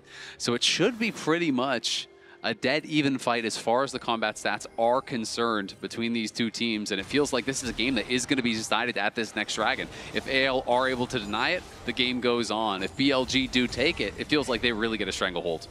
On paper, my instincts give BLG the advantage in the straight-up 5 versus 5. When I think about Corki plus Azir, the range, the poke, and also just the consistent damage, the backline threat that Bin's going to have onto Hope, the amount of peel that Kayle can provide, I think is going to be the biggest difference maker. How is that Bard ultimate used? What does it actually do? Who does it CC up? Can they find a nice Talia combo? Will Tarzan actually make it impossible for Elk to play in the fight? When it comes to watching 2 LPL teams fight, I mean, that's the beauty of it. They give us some of the best team fighting teams in the world. I mean, I feel like AL basically has to start the fight off by killing Elk or Knight, or they're just not going to win, right? And that is very difficult because I do think the range advantage is also on BLG's side. You know, when you are trying to go forward, you're having to fight through the Trundle, through the Jax, through the Pop Blossom to actually reach these carries that are going to be so powerful. So I do think AL is in a uniquely difficult position, and it's going to mean that Kyle's going to have to get creative, find a really good Bard ult, or Tarzan's going to have to come from an unexpected angle. Otherwise, things are going to get very, very tough.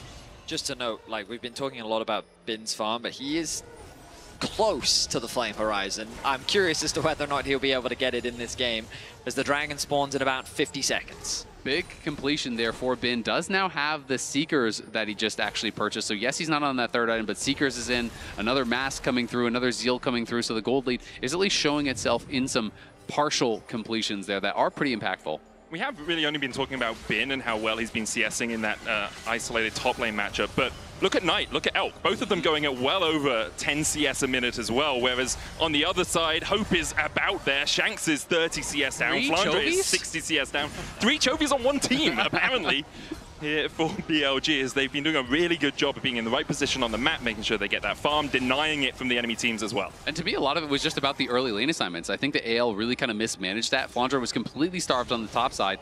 Well, Bin spent a couple minutes on bot side just getting every bit of farming experience uncontested. Right now, everyone is gathering in the mid lane because they know how important this dragon is. It's BLG that get the push. Knight takes a bit of damage down. He will put the turret up in mid, making it harder for BLG to approach through the mid lane. The dragon started off. Tarzan has found an angle to the bot side.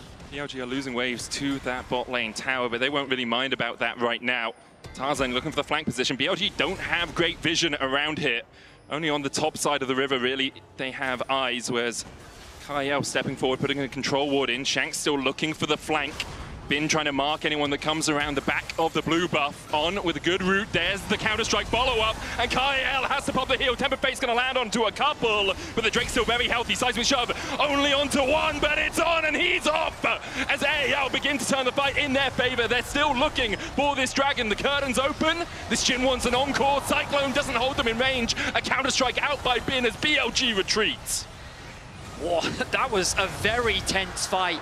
Both sides fighting for position, but given that BLG actually had position in the river first, AL had to play it slow and rely on their poke. I was worried for Kyle, but we talked about how that Bard ultimate could be a game changer. He connects it, and they find the pick. I mean, this is really nicely done. It does look like Kyle's going to be in a lot of trouble. It's on caught him, and Bin jumps in, but they can't quite 100-0 him. He gets back, and then this ulti right here. Look at the seismic shove. Last time, they were not on point. This time, it is perfectly timed. They land the cosmic binding, even with the flash. Bin is stunned on the other side of the flash. On gets deleted. Now, Bin has no way to access the backline without that flash. They get the first kill. They chase them out and take the dragon.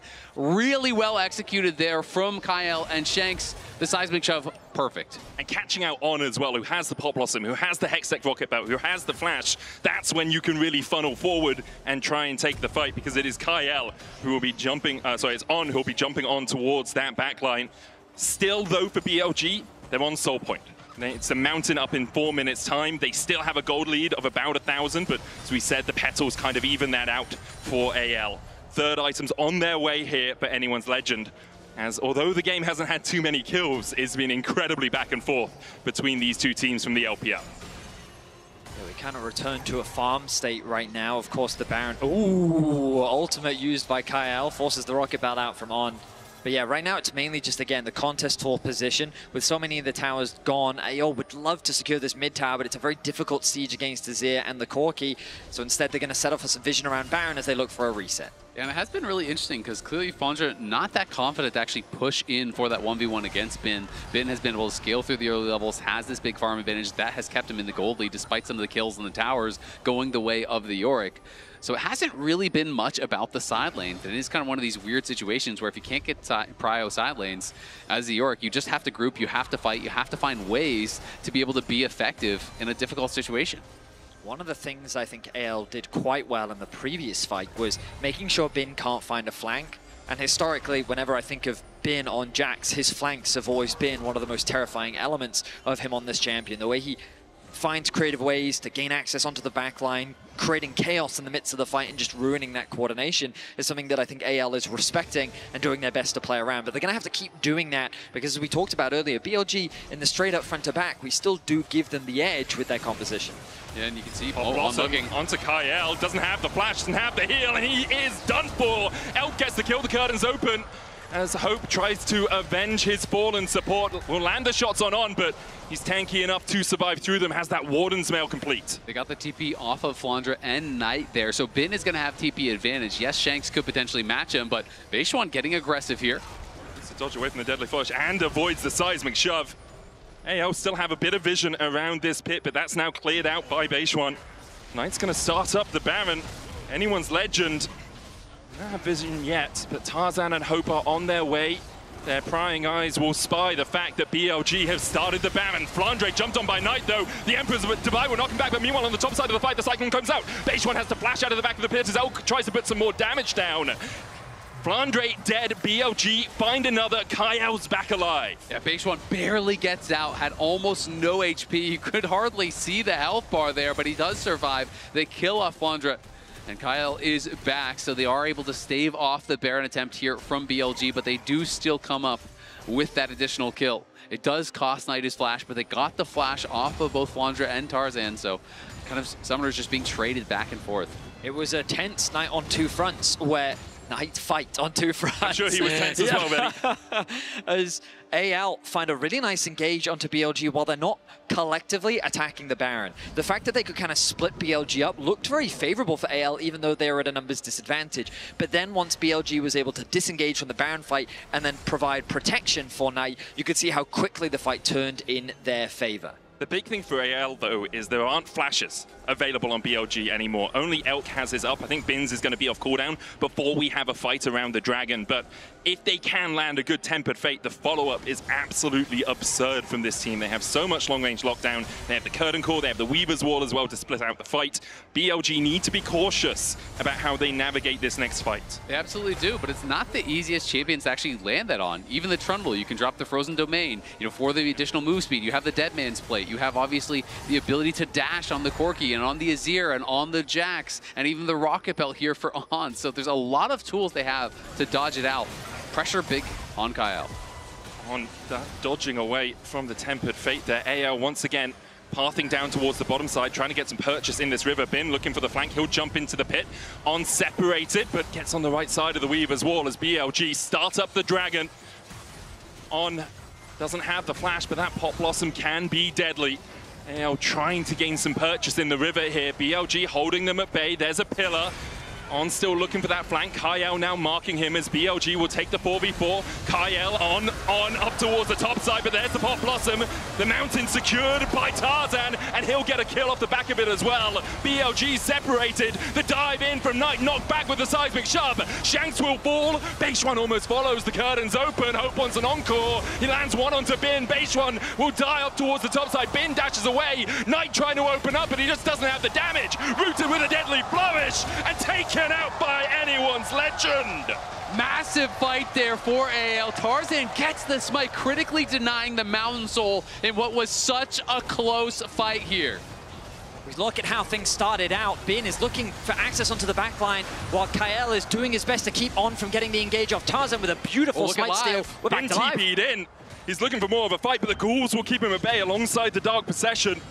Bin won't find anything more. Had no vision to actually jump on them over the wall there.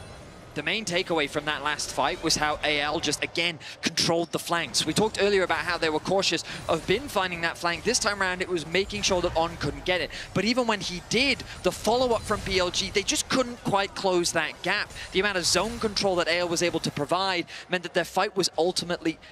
They didn't have the coordination needed to pull the fight off. I also really like how AL is playing these fights so aggressively, and it feels like they're always the ones putting the pressure on the enemy carries. On doesn't feel like he has been able to get into the backline whatsoever, and you look at every fight, Hope is just chilling in the backline, you know, channeling his ultimate, you know, being able to have the space to get done when he needs to get done. And now some of these luxury items are starting to come through here for AL as well. You can see the GA now completed there for Tarzan, and that is going to be a big one. Is going to be able to full send it on someone like Knight or Elk, push them back in this fight, and again, continue to create more space for his carries that have been performing so well. AL have control over the river right now. On trying to step forward and garner some back here for BLG. On the back foot as AL start up the Baron. BLG playing for the mid lane prio, but AL calling their bluff. There's the Temper Fate onto Beishuan. The Baron's still at 10,000. On goes in! And On finds them all! The Emperor will find his mark as well. The Guardian Angel and Tarzan brings him back, but Knight's already dead. AL looking for a little bit more here as they could jump further forward. Bin trying to dive in. Shanks low. The seismic shove will connect, but Elk's on a killing spree. On trying to trade with Tarzan down towards the bottom side. Beishuan chasing out Hope towards the top. Blandre and Tarzan will find a double. Beishuan will try and get back in the pit. He doesn't have smite right now. But with the Maiden, AL might be able to keep him at bay. A perfect wombo combo still wasn't enough to beat AL in the fight. Two members will stay alive to start the Baron off. Beishuan is hovering, threatening the steal. Beishuan almost has flashback. We'll have the flash. The smite's still on cooldown. Tarzan sticking on the Baron right now as Beishuan tries to find a way back into this pit. Doesn't have vision on the Baron. Now does.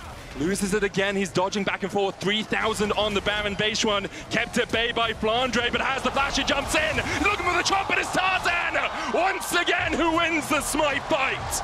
Tarzan coming up massive for AL.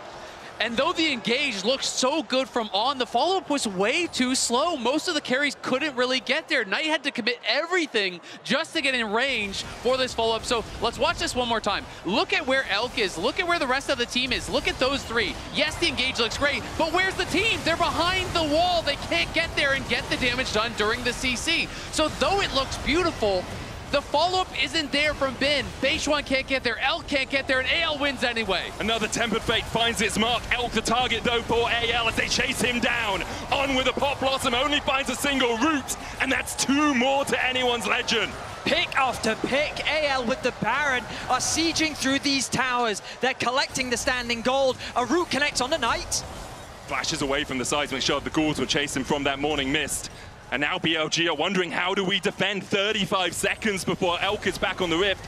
On has 20, seeing Grayscale as well. AL with this Baron push could just end the game. Yeah, I mean, look at the Grubs, look at the York. They're crushing through these towers so fast. Knight is here.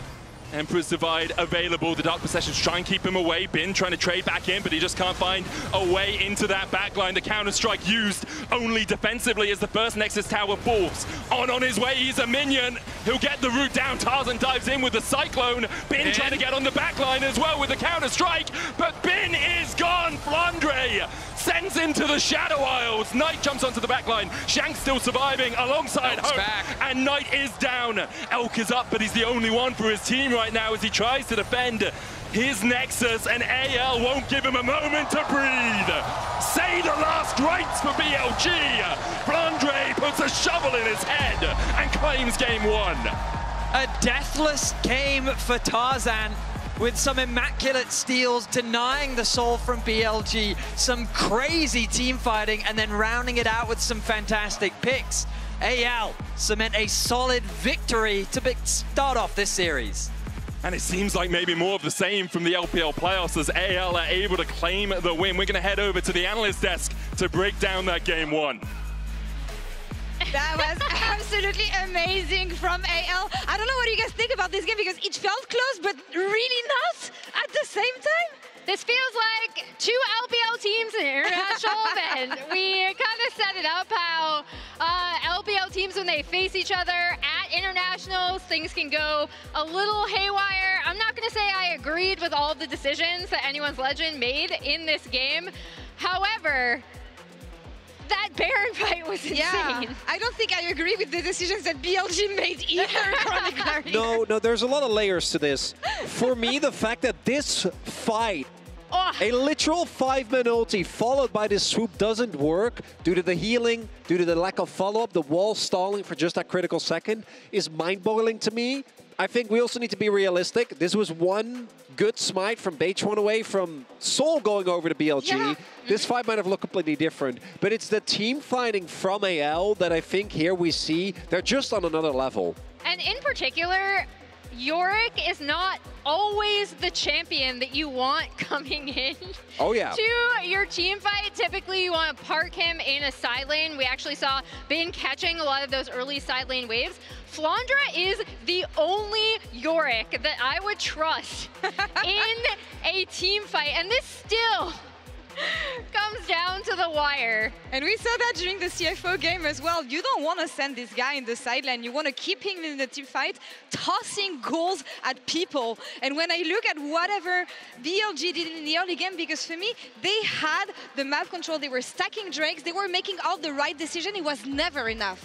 Yeah, the big thing to me that we did see from BLG that was positive, again, a return to this prio around Drake. We talked about it up until the T1 series. That's something they'd heavily prioritized. And then Beishuan looked so much more in tune with his lanes early. And that was the big sticking point coming in. And I think the only reason why those early fights went the way that they did, we did see Beishuan actually get a lot of successful ganks off.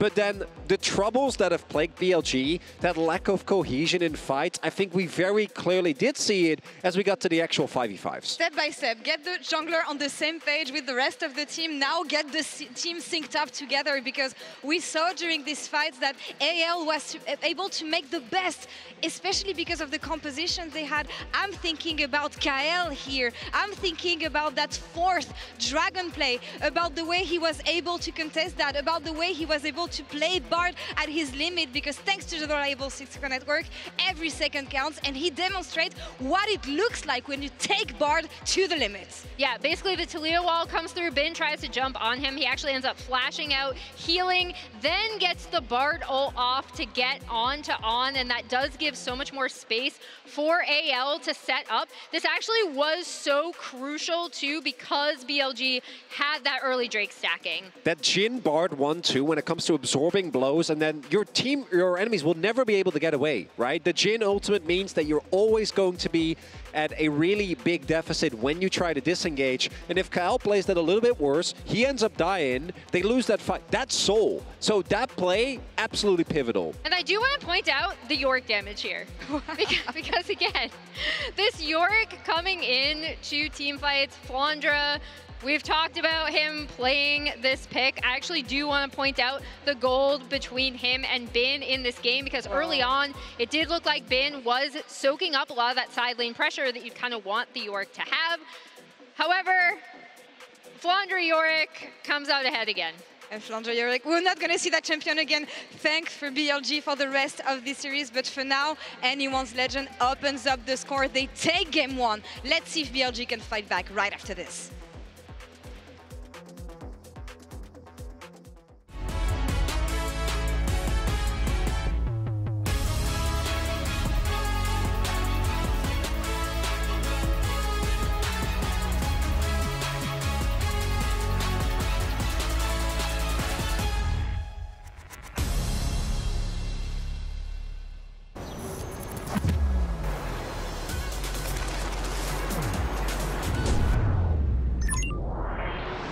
Hunter in the dark.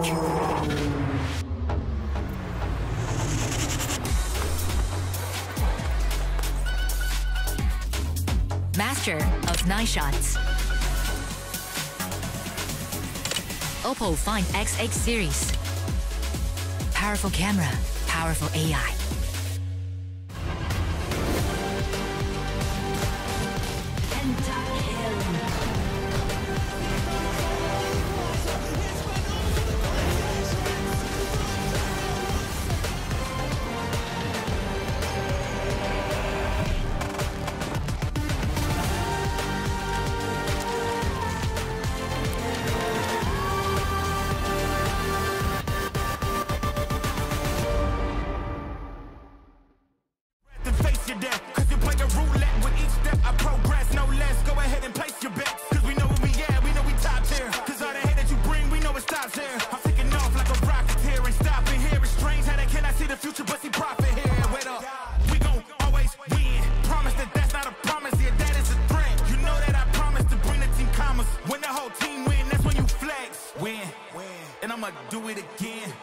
Watch me win, then watch me do it again.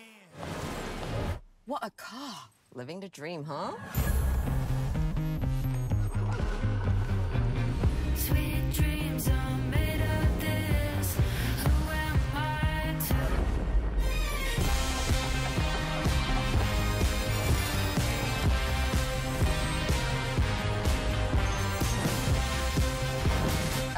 Okay. I get it now. Sweet dreams are made of this.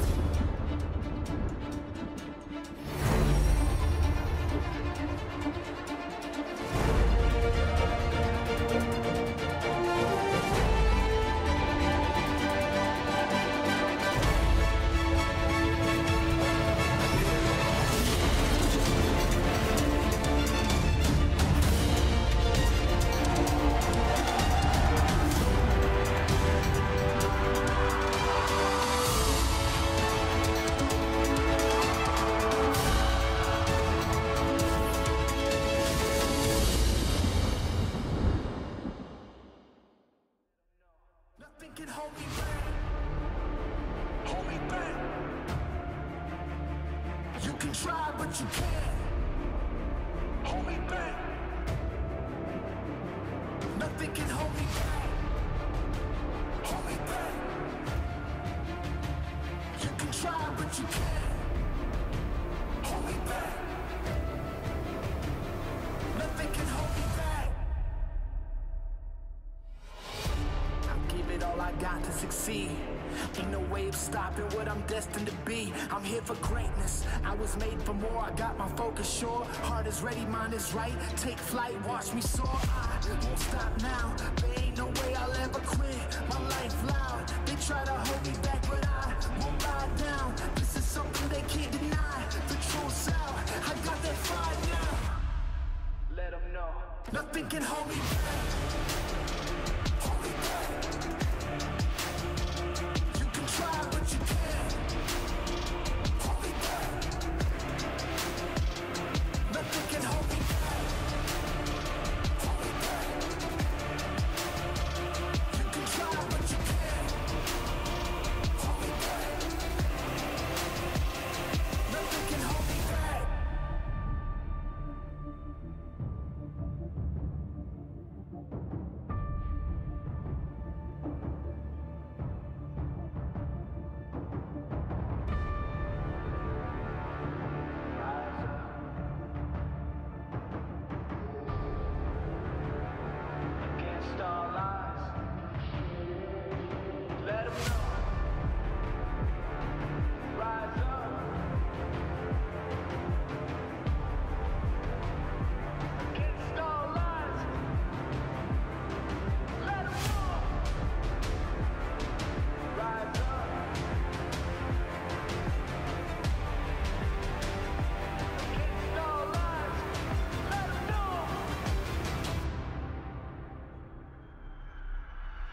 Nothing can hold me back. Hold me back. Hold me back. You can try, but you can't hold me back. Hey, hey. Nothing can hold me back. Hold me back. Let me throw it down to the ground, make them turn around, and then duck and play.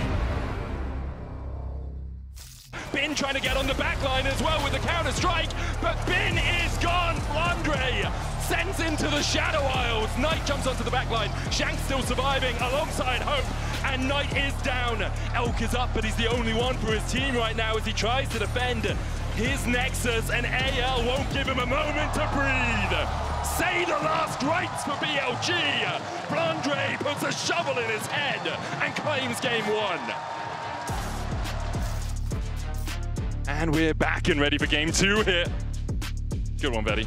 Good one. There's a camera there as well. You're going to do it to that camera? I have no idea where that camera was. I think it's over there. That's right. I'm impressed. I was like, wow, he knew where that was. Yeah, he guessed left. I did guess left, yeah. One of you guys want to say something? Hello, welcome back. No, I thought you were supposed to talk. Oh, okay. Let's let him stew in this awkward. Yeah, I'm happy. Like, I'm basically a color caster now. I hit Master in EU, which is known as the hardest solo queue region. So, based on the tournament's results, it's actually the easiest solo queue region. So, and we have no counter argument. You think our pros play solo queue? Anyway, we're here for game two between AL and BLG, whereas BLG managed to pick up an early lead in game one, but anyone's legend fought back valiantly through the team fights. In a bit of a surprising way, to me at least, too, because I do kind of think of AL as the team that does play the map better, that is generally better with their lane assignments, their objective setups, but I felt like BLG really did earn their advantage through map play, through macro play. You know, actually the lane swap there from Bin down towards bot side at a time that AL either couldn't or wouldn't match it really did earn him a massive CS advantage that put them in a spot where I thought they were heavily favored for that game. But it all came down to team fights, Tarzan hitting critical smite after critical smite, the Baron, the soul denial, those were massive. And AL really executed so well in these team fights. No Tabe, no win. Of course, Tabe, previous coach of BLG. After leaving BLG, not long after, he did make his way over to AL, and since joining AL alongside Tarzan, this organization has found nothing but success. We're jumping into draft, our second one of the day, powered by Omen and HyperX, and the Pantheon for Poppy trade. The Galio likely going to be the Rumble trade on the other side, coming through from AL. Oh, the Vi going to be the first to ban. You expect the Rumble to be banned away unless Flandre has something prepared for us as a response into it. And then the question is, where does Varus fall on the chain? If you perhaps there's a world where you're willing to give Bin the Rumble in exchange to get yourself the Varus. We know that so far in this tournament, AL have really prioritized taking that Varus away. But now they have to make a choice. Do they want to give away that Rumble or do they want to remove the Varus? Those are their two main options here. As you say, could ban something else out and give up either the Rumble or the Varus over to BLG, depending on where their priorities lie. Yeah, exactly. You can either just bin either and trade, right? Yeah, like, and trading OPs, I think, can be quite effective there. So Varus is going to be banned out. We'll see if it is going to be the bin Rumble. Getting Islam down here as that first pick. It is his most played so far this split. But it is interesting because even though he plays it all the time, there, kind of is this stigma around him and his Rumble. It's not his favorite champion to play. It is not one that people really associate with him, being as dominant on. Instead, it's going to be Rel on his most played this split. So interesting to actually see that as a first pick with Alistar still up and available as an easy answer. Something that I do think Kyle would be happy to play on the other side. But high priority on that Rel. Feels like we might be setting up for something like a Rel MF. It is something that I do think is quite popular in the LPL, that they play well around. And I do feel like it is the best support pairing for that MF, so it's kind of leading me in that direction. I love this rise for Shanks, though. 11 games on it, has won 10 of them this split. He is an absolute demon on the Rift with this champion, and it gives you so much mobility around the map with the Realm Warp. Looks like AL are going to add a Lucian for Hope alongside it. Really aggressive early lane. Also, the ability to avoid Rel crashing down is so powerful for your AD carry. Could also pair the Braum up on the bot side of the map, alternatively to the Alistar. Lucian, we've been seeing a lot more variation in his bot lane partner as opposed to just the Lucian Nami that we saw for so long. But BLG now, the Rumble's still up. And there's no reason not to go for it. Like, they could slam something like a Rumble Annie if they wanted to. They could also get the Ahri for Knight as a response into the Rise. They could even do Syndra. I think matching your AD carry also makes a ton of sense. We've seen Ezreal be so effective at this tournament. Just the range, the poke that he provides, and the teamfight comp that BLG is rapidly developing. They will forego their jungler for now. But there's that Braum that we were talking about being hovered by AL to mitigate some of the engage coming through from BLG. Yeah, I like the Braum. Obviously teams up really well with the Lucian with that concussive blows passive. Elcon is Ezreal though, 80% win rate on it this split. Super comfortable on this champion, and his ability just to see the moment to fight, see the moment to go in on the Ezreal. Arcane shifting forward, using that lethal tempo so effectively. Yeah, absolutely. I mean, he is stellar on the pick, and while they are not electing to go for the MF, they do obviously have that Rel to set up for potential equalizers. It is about that wombo combo, get the CC down on these carries, lock them up and burst them down. And clearly AL worried about that potential here. Yone, Rumble, one of the classic solo lane combos here. Knight definitely a strong Yone player as well, and that will be removed. Aurora is the other pick you need to be cautious of as well. Where you think about Knight and like what we've seen a lot from him and how he effectively uses it, this Aurora could be super effective. Oh, interesting that they're removing some of the safer options that we've typically seen from Flandre as a response to the Rumble to try and make that topside matchup as favorable for Bin as possible. I do always have a little bit of a concern about the full double AP solo laners though, especially, with Ezreal kind of as your main physical damage. Of course, there are still some good solid physical damage jungle pairings available, but will it be interesting to see if they do want to go for that Rumble Aurora. I wonder if they'll move away from a possible Sejuani as well with the Yone being banned out. That double melee solo laners really facilitates a Sejuani in the early game. The Skarner banned out by AL as their final ban. Maokai, lots of tanks getting removed in this second phase. Things like... Well, I was going to say Jarvan. I was going to... Oh, wow, okay. I was about to give a bunch of reasons why I thought Jarvan wouldn't be good here, especially into champions like Ezreal. Into Rumble, you do have good lockdown. And I guess that in terms of your skirmishing and engage power, it could be a pretty effective pick. We'll see how things pan out for Tarzan. I wonder if it's a bit of a denial here from Beishwan, thinking that, with the equalizer, with the Rumble, that maybe they are a little bit worried about that potential concern. As you said, Aurora, good pairing with Rumble, but I do wonder what jungle they're going to be looking for here as a physical damage option for Tarzan. He's saying Nocturne, maybe? Yeah. Nocturne maybe has a little bit too much dive into the Braum. I mean, it feels like they just want to full send it with this comp, right? So I do have the concerns, though, that if Rise gets to a good point in the game, like You are very short range or very upfront damage. If you are not one-shotting this Rise, he is going to clean up the team fight. And you're trying to do this full dive, like kind of like one-punch style comp where you're going in nocturnal. You turn off the lights. All of a sudden, you have the flanking Aurora not getting spotted because the lights are turned off. You have the equalizer go down. If you do not win the fight with that initial play, it feels so devastating. And Sion is up and available when you're talking about all these tanks getting, banned out. That one was conspicuously absent from the ban list. And Sion, I feel like, has been so effective here at MSI at creating space. And now you're trying to go through the Jarvan, the Sion, this Braum as well. I feel like AL are very well set up to absorb the engage that BLG are drafting for. So I am pretty concerned about what they've cooked up. I seem to remember a similar comp from T1 yesterday where they had Talia Lucian, if I remember correctly. We thought it was low damage. And exactly, you and I were watching at home and I thought to myself, this composition has too little damage, it's very short range as well, and I look at this comp and I'm like, yeah, it's kind of short range, but what we found was super interesting was that if you kind of treat it as a pick comp, it's actually very quick and effective at just catching a target out, executing them, creating a numbers advantage, and things like Braum do a good job of mitigating some of that engage tool. I wonder if it's going to pan out the same way, though, just like with Ezreal and Aurora, with the amount of mobility and disengage tool they have, the way to get out of those sticky situations. I wonder if Tarzan's going to be able to find those engages. Non-subscribers will see you in 30 seconds time. It is a big question here, Betty. Azale, how are you feeling about AL's comp? I like AL's comp way more. Yeah. I actually think it's going to be really hard for BLG to actually be able to reach the carries, knock down the Rise. I feel like Rise is a potential 1v9 pick in a game like this.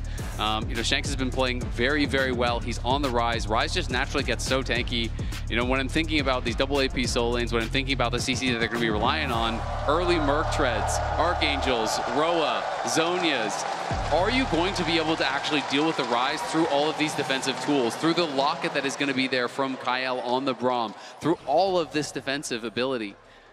And especially, I know it's not that popular, especially among the LPL Scions, but things like Titanic, to me, are so good in a game like this. It actually adds a lot more damage for you. Before we get further into the game, we're going to hand it over to Shox, who's standing by with the Chinese streamer, RP. Definitely so. Hello, Api. How are you finding the tournament here? You are, of course, a co-streamer from China. Yeah. Feeling really great, and I think there's a lot of audience here, and everyone's very hyped and exciting for the games. Oh, maybe you have to cast it? Oh yeah. Well, we're safe. We're safe. Okay, we're safe. Nothing happened level 1. Okay. Can I get your opinion on this matchup? Of course, BLG has not been as good as we remember them internationally, I would say. So what do you think of their drafting game 2? I want to talk about the game 1 draft first. I think they kind of playing different compared to before. Like they pick Azir, which Knight doesn't really play the champion a lot, right? And they pick Corki, which is definitely a hope champion pool champion. And yeah, and even they lost, I think they still trying different things to win the game. Yeah. We'll see how they do here. I was just wondering, have you met any other co-streamers here that you like? Yeah, I see I Will Dominate, and I actually was a big fan of him when, like, 10 years ago, because I don't know if you remember, like 10 years ago or like 8 years ago, he done a trip to Australia, because I was a pro player in OCE server, and he went OCE server, he played the server, tried to climb to Challenger, something like that, and yeah, I watched his YouTube. Amazing. Thank you so much. We found the only I Will Dominate fan in the building. That's amazing. Thank you, Api. Yeah, great to hear from RP. Used to play for Peace, I believe, in OCE. Benton at GG most recently. Oh, yeah. Yeah. So it's going to be an exciting game 2 here. AL looking to move us to match point. BLG obviously trying to avoid that fate here. These teams just so familiar with each other, which I always find very, very interesting. We heard Api talking about the fact that, Knight is not really known as a big Azir guy, but sometimes you have to kind of reach into the bag of tricks, try to subvert expectations when you are playing against a team that has had your number and that knows you so damn well. It's really hard, I think, when you're fighting against a main scrim partner like that, just go to exactly what they are expecting. Yeah, it definitely can be. Also, what makes you good and what made you get to the finals is what made you get to the finals as well. So sometimes you can overcook. You can overwork the dough a little bit and it can cause some problems. So I'll be talking about it in game 1 with the Azir pick for BLG. Yeah, I mean, it's just so interesting, right? Because, oh, Elk getting a little bit aggressive here. Knight going down onto Hope. On is running Unsealed Spellbook in this game, as is Kyle. So we'll see those summoner spells switching around through the mid game. Yeah, I did kind of get the impression that Knight wasn't that confident coming into this matchup, you know, because of that interview that we saw, as this looks like it's going to be a fight. Goes in with the flash shadowing strike. There's the barrier out from Hope, and the Unbreakable will keep him alive for now. Base1, concussive blows, locks him up. Doubles now on Hope. On needs to get away, but the concussive blows will get another stun, and On has no hope of surviving. Tarzan claims the second kill. The Braum passive providing so much value in that early skirmish. AL ready to challenge BLG right from the get-go, and they secure 2 kills. Knight going to chase Shanks out here. Flash forward for the weirding, the twofold Hex, not enough to get the kill. Both flashes burnt. Even with Shanks' late flash, they're not actually avoiding any of the damage, still able to survive. Knight really wanted that one as the team was falling behind early. And if you're going to go for a kill like this, you have got to kill Hope instantly, but they couldn't quite get it. Look at this. Kyle immediately jumps in, blocks all of the damage from Elk, and then as soon as the fight does not immediately go the way of BLG, you are cooked. Braum in these early skirmishes dominates you. And it was ultimately just a fight for the crab. Both junglers were like, I think my bot lane is strong enough to be able to contest you.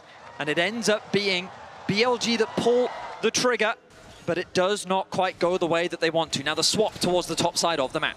I mean, look at the buy from the bot lane. Oh, it's so good for anyone's legend here as On is able to keep Kyle around. But it's a battle in the jungle once again. It's Tarzan coming on out on top in that battle of the jungle once again. He's having a really good series so far, and I think after it taking him 7 attempts to win a title, now we're starting to see Tarzan really unleashed. I mean, it's really exciting as a Tarzan fan, as someone who really felt like this guy was the best player in the world to never win a regional title, right? You know, he had not been able to accomplish that. 0 for 6 in regional finals, finally is able to do it. And not only did he do it, he did it with one of the largest exclamation points I've ever seen. His Zed game to close out the finals, I think had the most impressive mechanical team fight I've ever seen, period, in League of Legends. I thought that was mind-blowing.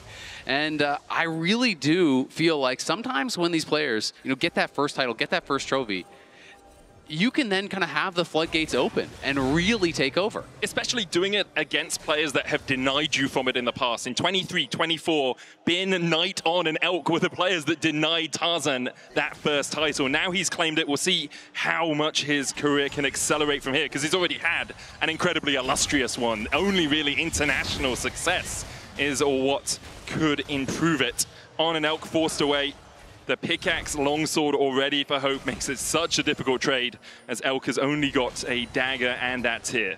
And it does feel like this year, there's a lot of pressure on these LPL teams. They're coming off of a very disappointing first stand from TES, where HLE was not really challenged whatsoever. The LCK dominated first stand, crushed all comers. Shanks could be in some trouble. Base1 looking for mid here. Shanks should be able to sidestep everything. Base1, the Realm Warp coming out. He's used the Shroud of Darkness already, so he no longer has a spell shield. And Shanks is going to open up, and Knight goes between worlds. There's the fear, and Shanks is down. Now can Base1 escape? The answers no, as Tarzan answers with a kill of his own. Ends up being a 1-for-1 trade. As, I mean, I admire the aggression from Shanks, but Base1, he played it smart. He committed the fear onto Shanks, knowing that Shanks just had the lower HP pool. Knight, with good target selection with his jungler, looked to lock him down as quickly as possible. Knight also picking up that kill is really valuable in the matchup, especially given that he'd already committed the flash earlier on. But AL doing what we see often here at MSI, swapping this bot lane into mid lane to help contest that mid wave, ready to contest the first grub spawn. Absolutely, but you know, back to the first standpoint, just the idea I think is that for these LPL teams, they really want to represent their region well, even more so because of the disappointment at first stand. They want to be able to show that they can actually challenge the best LCK teams in the world.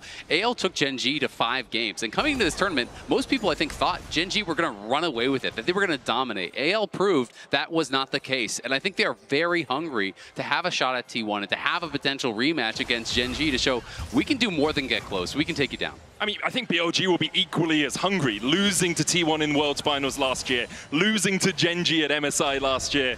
There's a lot of expectation on these rosters. For AL, first time on the international stage, but with a roster that has managed to pick up the wins in the LPL playoffs. For BLG, almost a redemption arc if they can manage to get through to those finals and take home the trophy. TP coming in from AL as they defend the Grubs, the culling as well from Hope forces on away. And those will be the first 3 Grubs of the game going over to anyone's legend. Tarzan, again, out to a really big lead here, but to talk about the BLG side again, you know, Bin has had so much success at MSI. This guy reminded us on stage, 3 straight MSI finals. You know, he is not to be overlooked here. 2022 wins MSI, 2023 second, 2024 second. He is getting there, and he said it, don't forget. He has been there back to back to back, and he's looking to try to get his team to a 4th straight MSI, which is an insane achievement. It's very uncommon for Bin not to be in finals. Yep. He just finds a way, and I mean, the man has been so talented for so long. I remember casting him back on Suning all those years ago, 2020. Made finals in his first year. Yes, he did. The Fiora Pentakill in the finals. He had a good start to the Jax game. He ultimately couldn't close things out in game 1. Now on his Rumble that we've been seeing a lot so far this year, he's built up a bit of a lead in terms of the 1v1 matchup. He's now on the bot side of the map, assisting BLG secure the first dragon of the game. I think that AL is a little too slow to respond to this objective, and even though they'll be in the area, it'll be a difficult steal. Tarzan trying to get in there. There's the Cataclysm. Paranoia used. Tarzan has to flash away and will flag and drag to safety. Hang on. So, I mean, they get the teleport out from Knight as well. Are they still fishing for a fight? On's looking for it. He's going to flash forward onto Tarzan. Shadowing strike onto Shanks as well. There's the equalizer, going to chunk out Kyle. Unstoppable onslaught in, though, as Flandre looks to make this fight continue. Realm Warp forward. Base one flashes away, but it's cold where he stands. He's the bullets from Hope's gun. Shanks flashes in, and Elk is put in prison. 2 more kills to anyone's legend. AL crushed them in the fight here. Tarzan tried to get in, was late, but then On decides, you know what? I will give you that fight. I will re-engage here. Tarzan goes in, you know, throws down the ult, has to flash out. I think he's trying to buy time for his team to arrive, but when the lights get turned out, his team cannot TP in. So they say, okay, we're going to back out. We're going to see if we can still fish for some sort of a fight, because I have this Sundered Sky. Tarzan incredibly strong. Goes for the re-engage here. The Shattering Strike does not connect onto Tarzan. It does onto Shanks, but no one can follow up. You hear the Scion ulti coming through. On just dies, then Flandra's into the backline, and it is a rout immediately. AL are already running away with game number 2. I just can't believe Tarzan goes over the wall, ulties, flashes away to safety, and then it's like the cloak. My job here is done. The perfect engage. Did you see the fight, Benny? Oh, beautiful. AL off to a monstrous lead now, 11 minutes in, and they find themselves with a 2.4k gold lead. Hope dishing out some serious damage. You see the advantage that comes from Hope getting that early kill, getting ahead on the bottom side of the map. Already has the Essence Reaver and the Zeal, where Elk is just fumbling for parts. You've got a Hearthbound Axe, a Sheen, and a Tyr. You are in such a weak position in comparison. 1.5 thousand gold behind. I mean, these inventories are looking very bleak here, you know, for Elk. Hope is in such a strong point of the game. He's going to have that second item here relatively quick. They're already up 2.5k, and having that gold so isolated on your jungle, on your AD carry is going to be really, really tough to deal with. And Flandre quietly has just been a brick wall. You know, Bin, yes, he's going to get the push. Yes, he's going to have some advantage in that early stage, but we already have first item done for Flandre. He is going to be shrugging off so much of that, and Sion, we know, has incredible wave clear, is really stalwart in these side lanes, so he just needs to keep doing what he's doing. AL will just continue to farm for now. Kind of these plates would be lovely to grab from both sides, but I think it's a difficult play to contest. With these neutrals still about 2 minutes away, I think the Nocturne's going to be more than happy to just farm as much as he can. Shanks has to play safe on the top side of the map. He has no flash available, and when we kind of look at that vision around the top side, he is playing on the weak side of the map. Yeah, good respect from Shanks, but he still takes a chunk of damage. And now he's at real risk of a dive. Good vision coverage, though, from AL to track where Beishuan is on the map. He has been pinged, he has been spotted. And it's going to make that threat of a dive. And now AL looking to contest this Scuttle Crab, helping Tarzan out. Open Kyle the first to move across. Tarzan takes a Mystic shot. It would be a 4v3 right now, but obviously the Realm Warp from Shanks can allow him to join the fight pretty sharpish. True Shot Barrage out, Tarzan lands the Smite. The Winter's Bite on Beishuan. AL were looking for a bit more of a fight, but with Bin coming up, they immediately realize they don't want to take an undermanned battle. And now for AL, no one's answering Flandre in bot lane. So now you don't want to fight whatsoever. You just back off, make sure that BLG can't find that engage because minions are being lost by BLG currently. Flandre, though, worried about a potential fight breaking out. He's actually going to TP up towards top, and they are going to bring back Shanks. And Shanks teleporting top. I think Flandre is finishing his recall, but there's the Paranoia in with the Equalizer to follow up. The Magnus Storm from On's enough, and Hope is down. On underneath the tower will die as well. Will be a 1-for-1 exchange. A nice collapse from BLG, trading Hope for On as they get a much-needed pickup onto the AD carry of AL. He was isolated, separated from Kyle. That Braum defense was unavailable for the AD carry.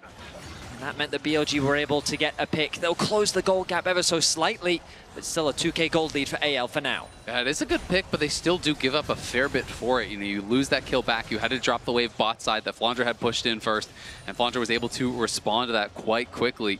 Shanks did TP out towards top, constantly shoving that wave. This is more the AL that I was kind of expecting coming to this series. Being the ones that get the edge on the map, that are the ones denying minions, pushing in constantly, and really forcing difficult decisions here from BLG, who is kind of more this bloodthirsty team. They are, I think, more that stereotypical LPL team where they are going to play the team fights incredibly well. They're going to show up to the objectives, and they are going to challenge you each and every time. AL is incredible in the 5v5, but they can also just beat you on the map, which I think makes them a much more dynamic and difficult opponent. And a lot of that comes down to how well they control vision. Like Kyle and Tarzan, the best support jungle duo in the LPL, arguably the best in the world, depending on who you talk to, are just so good at working as a team, at getting some deep vision in, clearing out the vision together as well. It never really feels like one of them is isolated from support. Both objectives on the map right now, both the Herald and the Dragon.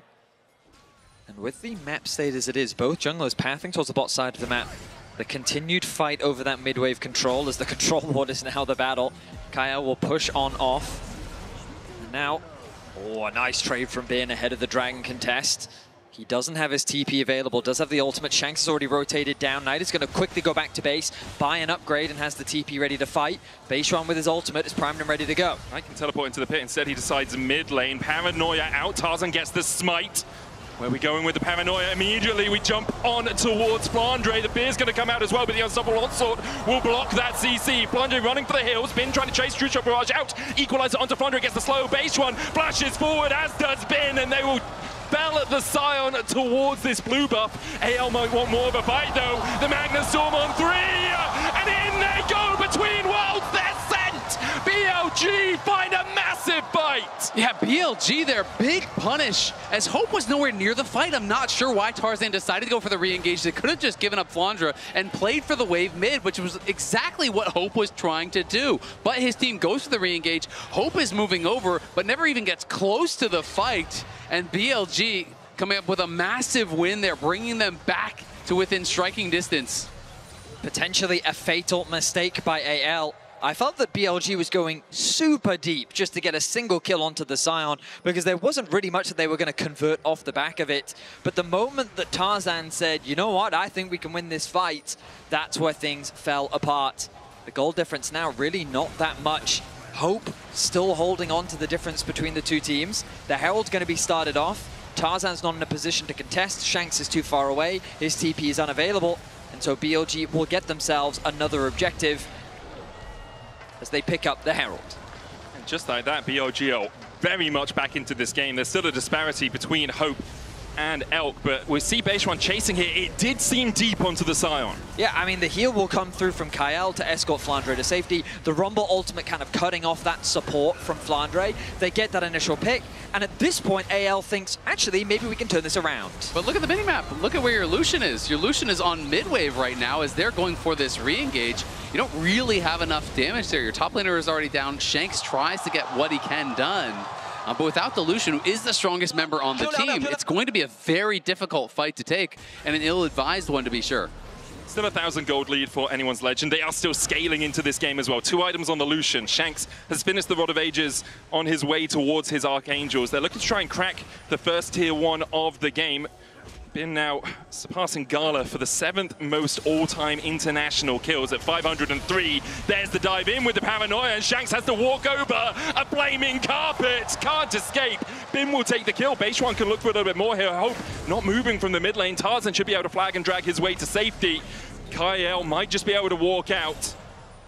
Flandre just ulted topside, so they're scrapping up there as well.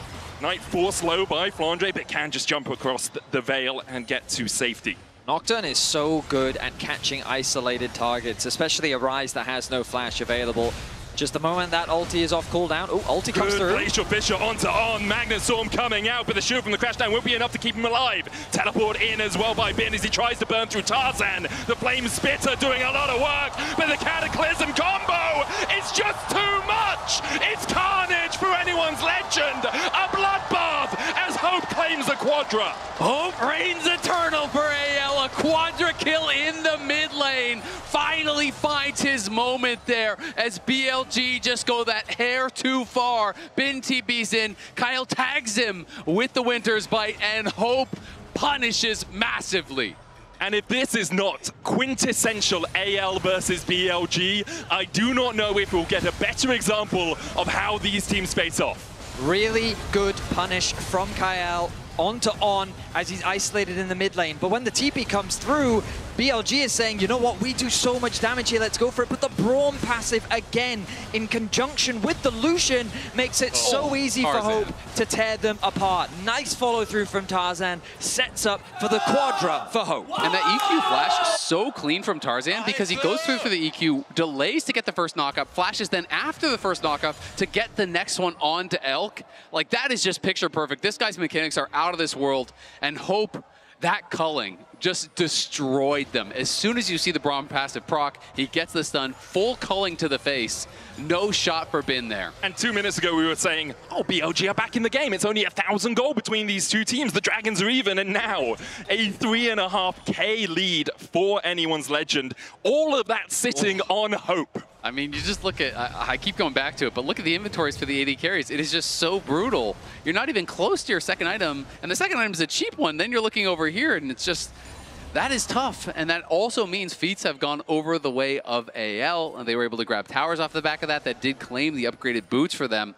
So they are looking really strong at this point. You know, you have Shanks on his Archangels fully completed. Now he's going to be a lot harder to burst down as well. And this is kind of the part of the game where I was getting very concerned for BLG's comp, even if they were on more even keel.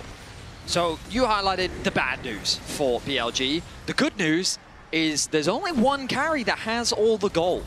So if they're able to catch Hope, there may still be hope for BLG. It ultimately will come down to Beishuan's target selection, and if the follow-up is there, forced to flash away early. Cullen coming out as well. Beishuan should just be able to walk away from this one. Meanwhile, on the top side, the Realm Warp coming out from Shanks as they look to chase down Knight. He'll go between worlds, the weirding as well for the slow for the escape. BLG will walk away after taking that bot tier 1. And nice play around vision there for Tarzan. Controlling the banana brush, so important when you are trying to approach this dragon. And Knight walks by, Tarzan just pushes him back. Knowing how strong he is in this game, he's on 2 fully completed items. He does not have to be afraid. Goes in, gets that chunks down. And yeah, you traded out the Realm Warp, but Knight's ultimate is much more important in the actual fight. So they're just going to continue to force. Anyone's Legend could look for the Archon. There's no paranoia up. There's no between worlds. And they're going to start it up. Bin there. Does have the equalizer. Obviously, Atakan reducing your magic resist and your armor, the more damage you take from it. Knight has teleport. He's going back to base right now, looking for that second completed item. On stepping forward, has the flash, has the Magnet Storm. AL still on the Atakan right now as Flandre is on the front line, and Flandre is snuffed out. AL now trying to fight a 4v5. BLG can look for more. The smite comes out. It's secured. AL will walk away with the Archon, but will BLG allow them to escape? Hope the first target as BLG are looking for the light at the end of the tunnel, and that means killing off Hope. The heal will get him to safety, and BLG won't be able to find much more. Yeah, and at the end of the day, still great there for AL. Yes, they do lose one, but Flandre buys so much time. He just kind of walks forward and creates that space with the zombie form. And as a result, his team does get the Otacon. They're trying to stop the bases, though. This is well done by BLG. They don't want to allow them to reset. They're calling out into the Cataclysm Magnustorm out by On, but now Knight's tanking up the towers, and that's not where he wants to be. AL pounces, BLG are greedy. BLG once again in this game overstep. We've seen that aggression work wonders for them, but we've also seen them get punished. And once again, in an effort to interrupt AL's return to the base, they are punished once more. They'll even get a tower off the back of it. AL taking full control here in game 2. I definitely understand the thought process from BLG, because I think they feel that they're falling out of this game and they're saying, all right, we had hope low, we got summoners out. Let's not allow them to base. Let's not allow them to spend this gold. We need to punish now. But Tarzan, his ultimate was perfect, and Knight was trying to hold his spells for Hope, but Hope was just playing on the exact edge of his range, so he never actually allowed him to get in range. And, well, you can't just sit there and use no spells forever. The rest of the team is going to knock you down. So Knight gets isolated, does get knocked down here, and there is the Infinity Edge done now. Just as Israel gets 2 items, a full Infinity Edge is the advantage for Hope. Not bad. Yeah, it's a big chunk of change that Hope is ahead right now. 3,000 gold, his lead, and 3.5k the lead for AL. Next objective, well, Baron's going to spawn in a minute. I don't know if AL will want to force the tempo that much by going for it, but they are on 2 dragons. You can see how far Hope is ahead of everyone else in the game. Basejuan having a good time as a jungler, but still struggling, about 2,000 behind where Hope currently sits. This mid lane tower being alive also makes it really hard for Basejuan to even threaten to pick onto Hope, because ideally you want long lanes to play through, because Nocturne Ultimate has such a long range. The more space you have to try and leverage that, and the less safety that Hope will have, makes it easier to find that pick. But as long as he has that mid tower and Kyle is standing by his side, he feels extremely safe. So AL is playing with full confidence. They've got good vision coverage. They unlikely will force the Baron. It's very risky to do against an Aurora Rumble. You could just throw the entire game, but they don't necessarily need to overforce. They've got the Dragon spawning in a minute and a half, and they know they're stronger, so I'm sure they'll look to try and fight in the near future. And I mean, Ocean Soul for this front line that AL has, how are you ever killing the Scion at that point? How are you ever killing the Braum at that point? And I do think these next items coming through are going to be the difficulties that BLG are going to have to deal with. You can see the Verdant barrier is now in there for Shanks, and I do think we are going to get a defensive item as the 4th for Hope, whether it is, you know, a BT or a GA or something like that. Once those items come through, now all of a sudden, even if you get that perfect engage, maybe you have to kill him twice. It just becomes so much trickier for BLG. Decimating Smash coming out, but no one's going to step into the path of Flandre's axe as he was looking to bring down some trees. Elka Knight trying to get a little bit of control over this mid lane wave. For BLG, there's always the question is, like, if AL are slightly mispositioned on the map, do you rush the Baron? Is that your way back into the game? Pull them into a fight, use the equalizer, use the paranoia, use your AoE to make it tricky for AL to really approach. On 2 levels down on Kyle on this Rel. Knight forced behind here as Tarzan jumps forward. Knight able to go across the veil and escape. On with the flash shadowing strike, but the dash away immediately from Hope as he continues to reign in this game. BLG look for the engage, but they just couldn't find it. AL have Hope and BLG have none. They're going for the Baron here. They're trying to put the nail in the coffin. And now BLG, perhaps this is the moment. You've got no equalizer. You have the Between Worlds from Knight. No paranoia as AL still stick on the Baron. Flandre on the front line taken down. The Baron jumped off by AL as they look for more of a fight. They'll kill off Basejuan, and now with the jungler dead, they'll turn their eyes back to the big purple worm. Flandre gives up his life, but he keeps the 2 remaining members of BLG away from the pit, and AL get 2 of their own. The Baron is going to be secured. A desperate TP. It's been trying to look for a flank position here. No equalizer for him. No smite as well. Obviously, he's just a Rumble, and now he's spotted. And the Rumble in the jungle doesn't survive for long. AL will gun him down.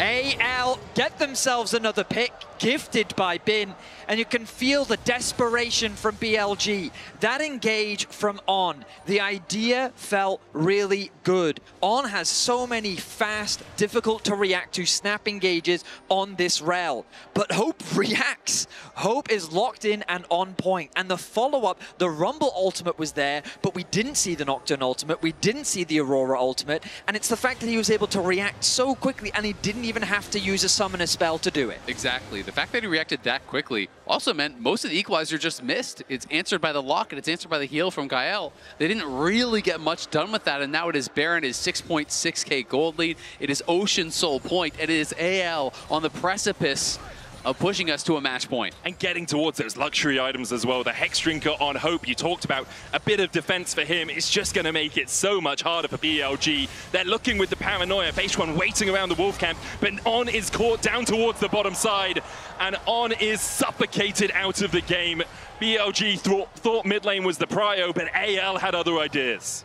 AL will continue their siege on the bot lane. They don't have much of a minion wave to play with. The Rumble ultimate and the Ezreal ultimate going to be used to clear out the wave. This will slow AL down, but it will not stop them.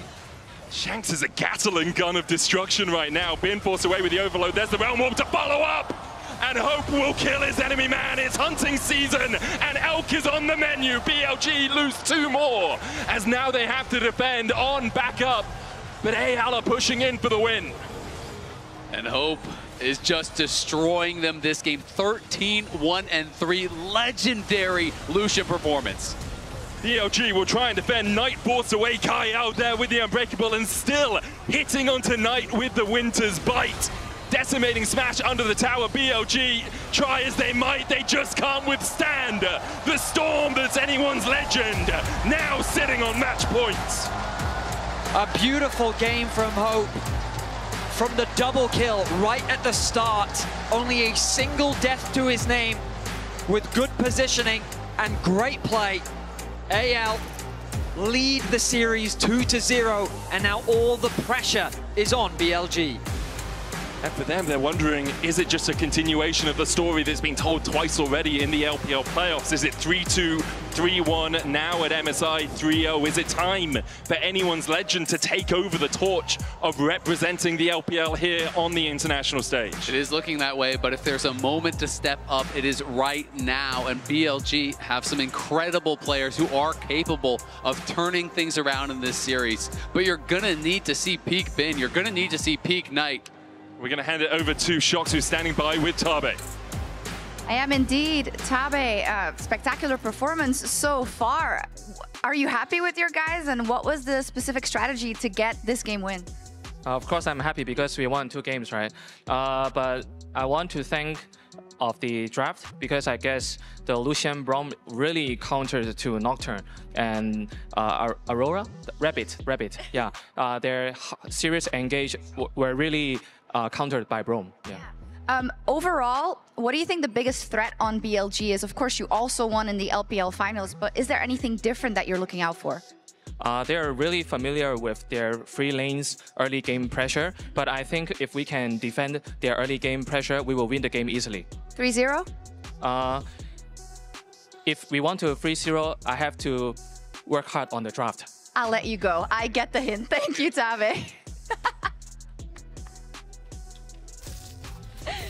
Thank you so much, Shox. Always amazing to hear from Tabe. And we have a special guest joining us at the desk, Candice, LPL host. Thank you so much for joining us. Thank you guys, enjoy me. Oh, okay, so what did you think about this series so far? 2-0 for AL. Did you expect that? Actually, I didn't expect that fast 2-0 for AL, but I think they might find some way to fight back for the BLG in the next maybe 3 series. Hopefully they can bring it to a series, but Tabe, once again, master at drafting. He really is in BLG's head right now. The players are in their heads on the riff, but it comes from the drafting phase, I feel.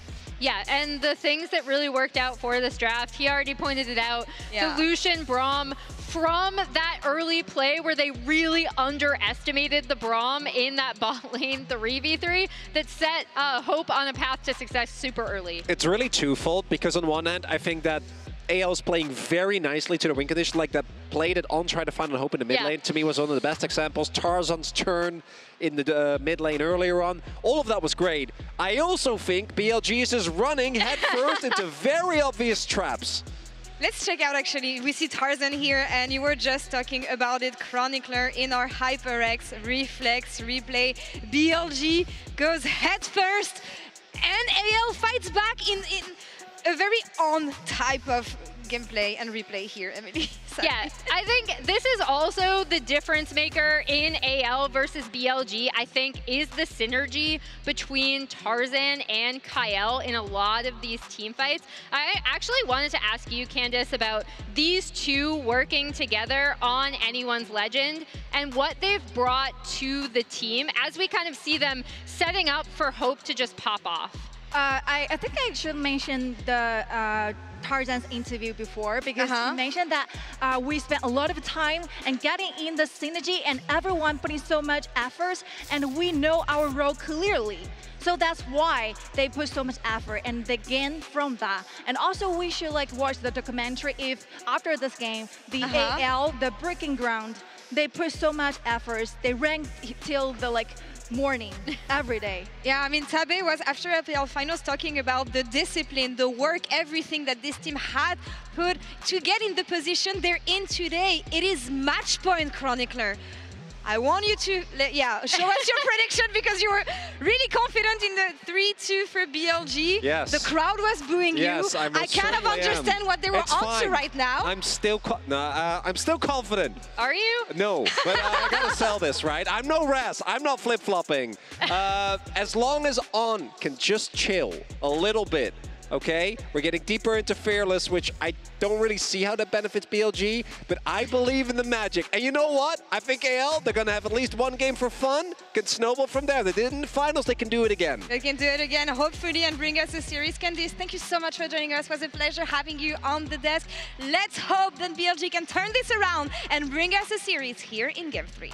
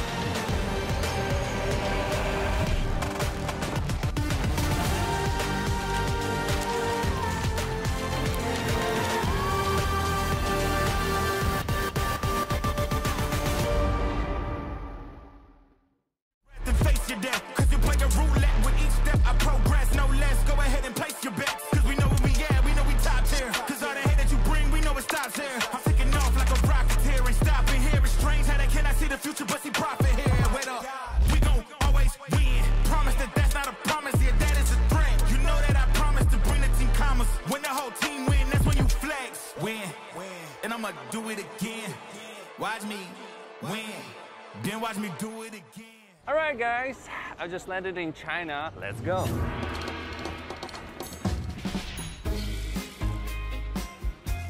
Play the local way, pay your way. Have you ever seen the Great Wall at night? Play the local way, pay your way.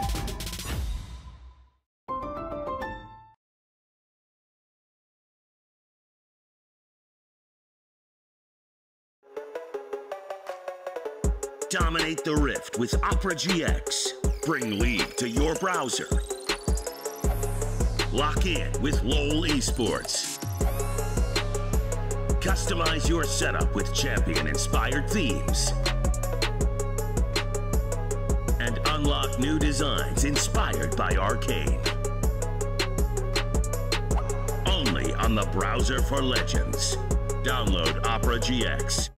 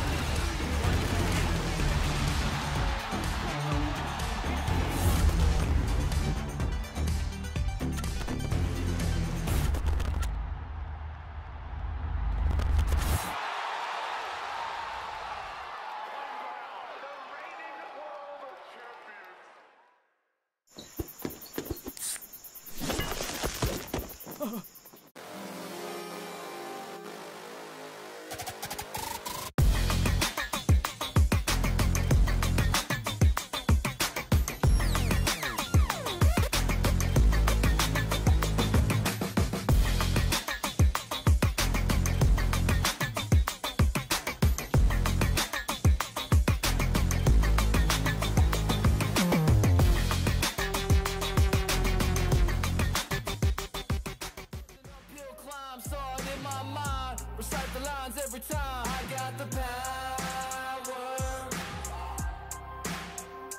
Counting down the hours till the whole world knows this is what it's like to be powerful. Never gonna settle. I'm on another level. I'm powerful. I'ma let 'em know I got the gold. I'm in control.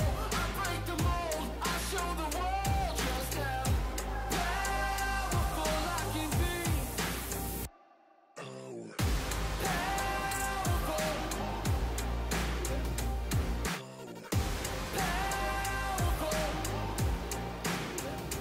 Had to fall so I could fly.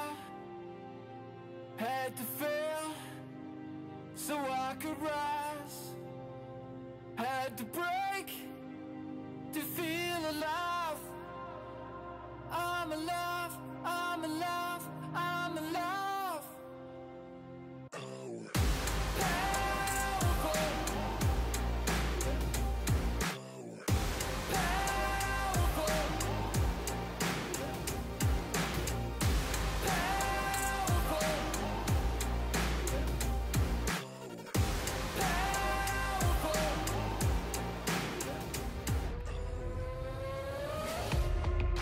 Feeling the burn deep in my chest.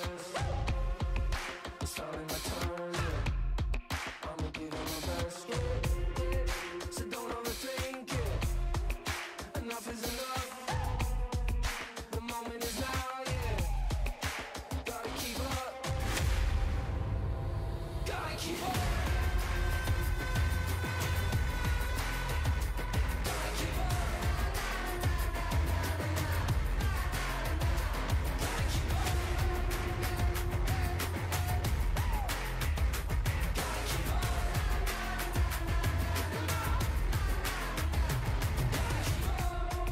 I carry the fire.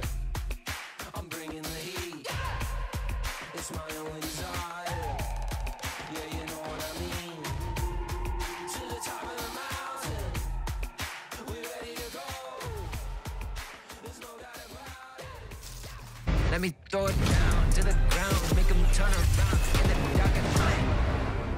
Shanks is a Gatling gun of destruction right now. Being forced away with the overload. There's the Realm Warp to follow up. And Hope will kill his enemy man. It's hunting season. And Elk is on the menu. BLG lose 2 more. As now they have to defend on backup. But AL are pushing in for the win.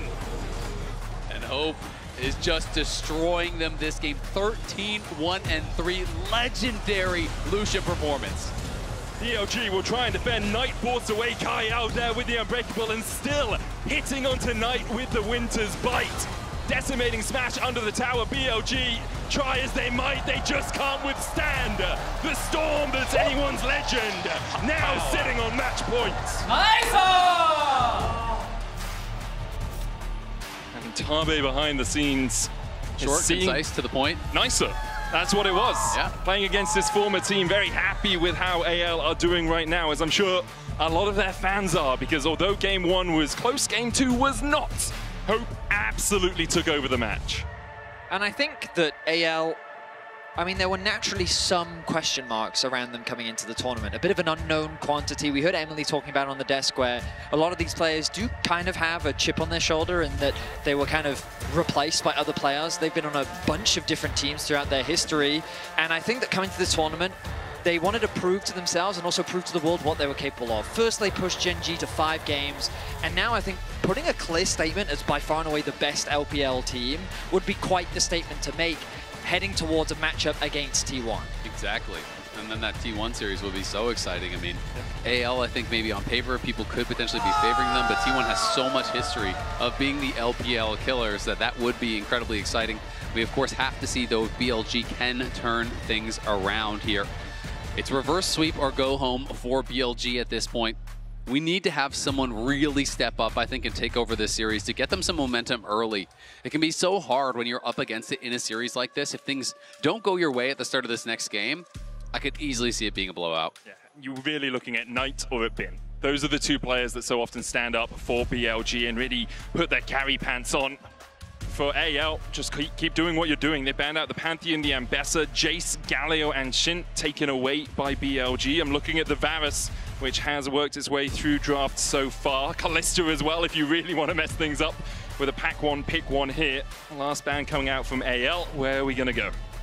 Looking at what we have available, like things like Skarner maybe if you're worried about the jungle matchup. We've still got Annie, Ari available, Silas and Yone. Silas for Knight is always something you could be scared of. The Poppy going to be banned means that Vi goes to the top of the table in terms of early jungle rotations, but perhaps that's what AL want. Yeah, I mean, it might be that they're trying to lay a trap, but with Poppy banned out, I feel like slam it down. Let's see the Ari for Knight here. Go for the Vi-Ari combo. It is so powerful. Knight has been so well known for the champion for a long time. Is truly stellar on it. But it does look like they're considering it. Yeah, so that was the idea. You leave the Vi open, then you can get the Varus for yourselves. We know how much AL value the pick. But BLG, they're not going to allow it to happen. Now, I do wonder if AL will just take the Vi for themselves. Well, they're going to insta-lock the Gwen and the Vi. So not only will they deny the Gwen away from Bin, a champion that he is very feared on, they're also going to lock in that Vi. And I wonder if Shanks will go for the Ari himself. This could be an opportunity for BLG to just blind the Annie to dissuade Shanks from going in that direction. It is true. I mean, there is something that you can be said for that, but also, I mean, Syndra, I think, good answer into it. You know, Knight, very, very good on it. As well. Silas, Annie, I think there's a lot of options here up and available if Shanks were to just kind of slam that down. We'll have to see where BLG want to take it, but thus far I do feel like AL had a really good read on the priorities for BLG because, you know, I thought it was going to be a Vi going over, but the fact that they were actually able to predict it was going to be the Varus going over, they pre-banned the Poppy, they get the Vi, they're the ones that are going to be kind of on the front foot here. And Flandre on his Gwen, very, very comfortable on this pick. It is hard to punish. I do think it is a strong blind pick in the meta these days. It is one of those unique champions that both can be a massive side lane threat, but it's also really strong in team fights if you can pilot at that high level. Okay. Yeah, it's Fiora for Bin. We saw this all the way back when he was on Suning in the World Finals, got a pentakill. The pentakill. In that game too. Oh my goodness. And it's Sivir for Hope. Fiora, I mean, so we're in a team fight meta, and that's often why whenever the topic of Fiora comes up, it's like, well, she's not necessarily the best team fighter. She's a duelist. She's someone who thrives in the side lane. She wants to split push. She wants to fight isolated away from everyone else. And into the Gwen matchup, it can be a great matchup.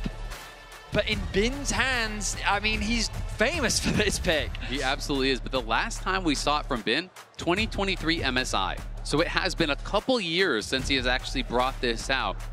And we have got to see if he can be that difference maker in a game like this. And I'm so curious to see, is it going to be Ignite TP? Is he going to go hyper aggressive into this Gwen? Will it be the more conservative approach of the Black Cell board? I mean, when your back's against the wall, I feel like just having confidence in yourself to pick champions like this is a must. If you're going to go down, you may as well go down trying. And I love this pick. Victor going to be removed on the side of AL alongside the Alistair, the Casio, targeted towards Shanks. Looks like that mid pool is going to continue to be pinched. They want to make sure that that mobility is available on the side of BLG. Yeah, very interesting to see. No Ahri banned out yet. Of course, BLG still could ban it here if they are concerned about that Vi Ahri combo. This really feels like a BLG Silas to me. Knight is so proficient at the pick, removing some of those very difficult matchups in particular. And Knight not having lost a game on that Silas this split, 8-0 on the champion. Victor banned away, Karma, Cass removed by BLG. The Annie, a likely lock here for Shanks in that mid lane. I mean, it makes a lot of sense with the Victor ban here. I do think Annie really struggles into champions that do outrange. And if your read is that Knight will want to go towards something like the Ahri, that it is that ultimate comfort, well, then you're kind of pre-counter picking it.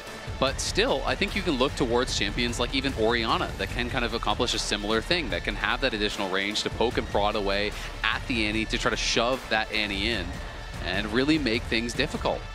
I like Renata into the amount of dives that AL have. When you've got Gwen and Vi threatening that Varus, trying to gain access onto the backline. Hasn't won a game. Hasn't won a game at MSI, Renata. She's alongside the Kalista. She's alongside the Kalista most of the time.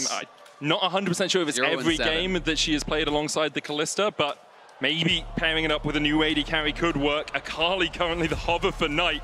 I mean, talking about laying down a gauntlet, talking about fighting something you're comfortable on and just trying to outhands your opponent. Twisted Fate. Now where BLG are looking, the most banned champion at this tournament. But another pick that has struggled here, and I do think it can work. It is heavily based on the execution. If there were a time for it, alongside the Fiora, it would make sense. But he is having a laugh. He knows he's baiting everyone. And he's going to slam the Akali down into the face of the Annie here. That does surprise me. That really does surprise me. I mean, that's a flex, man. It can be a good matchup, especially if you come out of the laning phase even. Once you've got that level 6 on a side lane, you definitely have some kill threats onto the Annie. But the laning phase can be rough. I personally would have preferred the Silas, but I guess into the Sivir, he was a little bit more cautious about it. The Blitzcrank being hovered, and it's going to be locked in. Oh my goodness, what a game. Just like we all predicted, Fiora versus Blitzcrank, in game 3, of course. Match very point, standard BLG down 3 here. games. We need Fiora Akali. That is what we need. That's a banger. I mean, if you're going to go out with a bang, exactly, man. we were just saying this. These are some of the champions, I think Knight really can be a difference maker. Bin really can be a difference maker. They have so much agency, as these champions to make individual outplays, and I think that is heavily what you are relying on. I also do honestly really like the Renata here into what we are seeing. It is relatively short range. It is obviously showcasing this dive. Sivir's not going to be worried about the hostile takeover because of that spell shield, but Annie, Vi, Gwen, Blitzcrank, all going to be kind of trying to pile in there, catch out this Varus, and on the Renata is built to defend that dive. Yes, you have the Vi, you have the Annie ult, you're trying to one-shot someone, but if bailout comes through, if hostile takeover is there, if the fight gets turned around, it could really change things in a team fight. I love seeing the smiles on the BLG faces. They're still filled with confidence. They still believe that they can turn this series around. A roster of experienced players at this point, Vaishwan being the only new one to make his way onto the international stage. They have to believe in themselves, and with champions like this, I mean, there isn't more evidence than that. We'll see if they can turn this series around. We're about to jump into game 3. AL, though, on the precipice of looking to dominate their brothers from the LPL. And obviously a lot of focus will be on BLG's pick. And the Fiora for Bin, the Akali for Knight, played it 5 times this split, has only lost once. But then you go to the other side of the rift and you look at this Gwen for Flandre, 7-3 on it this split, 17-7 on it all time. The Sivir for Hope, a callback as well to when he was able to pick up his first ever championship, playing that Sivir and that Zeri. We're gonna hear from I Will Dominate, who people have been watching for 10 years apparently. Shox, take it away. It's true, Dom. You have fans here that have been watching you for 10 years. Yes, I'm really old, Chucks. I am really old, so That's not what I meant. Is this Fiora pick making you older? No, I think it's going to be making me younger. It's saving us time. We might be out of here with the 3-0. Someone told me you're a BLG Andy, though. Yeah? Well, I've been a BLG Andy, but the thing about me is, like, sometimes I have to betray, like, my friends. Same way that you just did, where, you know, you went on the broadcast, you said, oh, no one's a fan of Dom in the whole arena. So, you know. You heard that? No, I didn't. The hearing is going with the age as well, yeah. Okay, well, I'm going to do you a solid. Medic and I jumped on Cadral's stream, and we spilled coffee all over his setup. Yeah. Yeah, I heard you do that, and then you looked over to me and you said, oops, and then you just knocked it on the floor. So I appreciate it. It didn't ruin the entire setup, but it was a bro move. I like that. AL 3-0, and if not, why not? I think it's AL 3-0. I think it's just Tabe Diff. He's too good. Okay, Tabe Diff. Thank you, Dom. Oh, coming in. On. Able to walk away. The Ricochet coming out. Hope with the barrier early here. Looking for a bit of extra damage on the trade. Ghost was popped by Elk as well. As those Ricochets continue just to chip away at On and Elk. Yeah, nice to hear from Dom. And it's good that Shock spilled something from Cadral's setup, but just don't ask her what she spilled over at Dom's. Yeah. You notice she kept that under wraps in the interview. Paid Dom off just to not mention it for the rest of the stream. Now, when we think about early prio, you'll notice that Hope and Kyle already have the push. Kyle, he is posturing in a way where he is fishing for a hook. The damage is very serious. I'm a little bit worried for this BLG bot lane. There's the hook. The hook on has to flash. Yep, that's why I was Meanwhile, worried. in the mid lane, Shanks is just dead. Baseone with a great gank.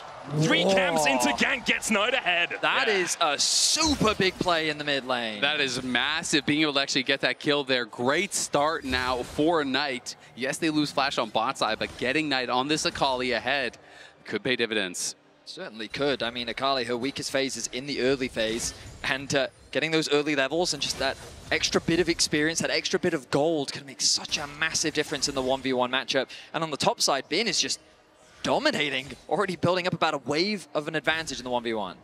I love this from Baseone. It's something we saw from him in game 1 as well. The 3 camps into gank, setting up your laners really well, gets the edge of Ishtar, and then there's really nothing Shanks can do in this situation. Yeah, and it's just kind of the anti-timing there for Shanks. He had the level advantage on Knight, and he had Knight quite low, so he wanted to press the advantage there, not expecting the early gank, but Tarzan topside not to be outdone. Bin has flash, has riposte, will lunge away. Needs to riposte the bot breaker and does so. Gets the stun, trades back onto Flandre.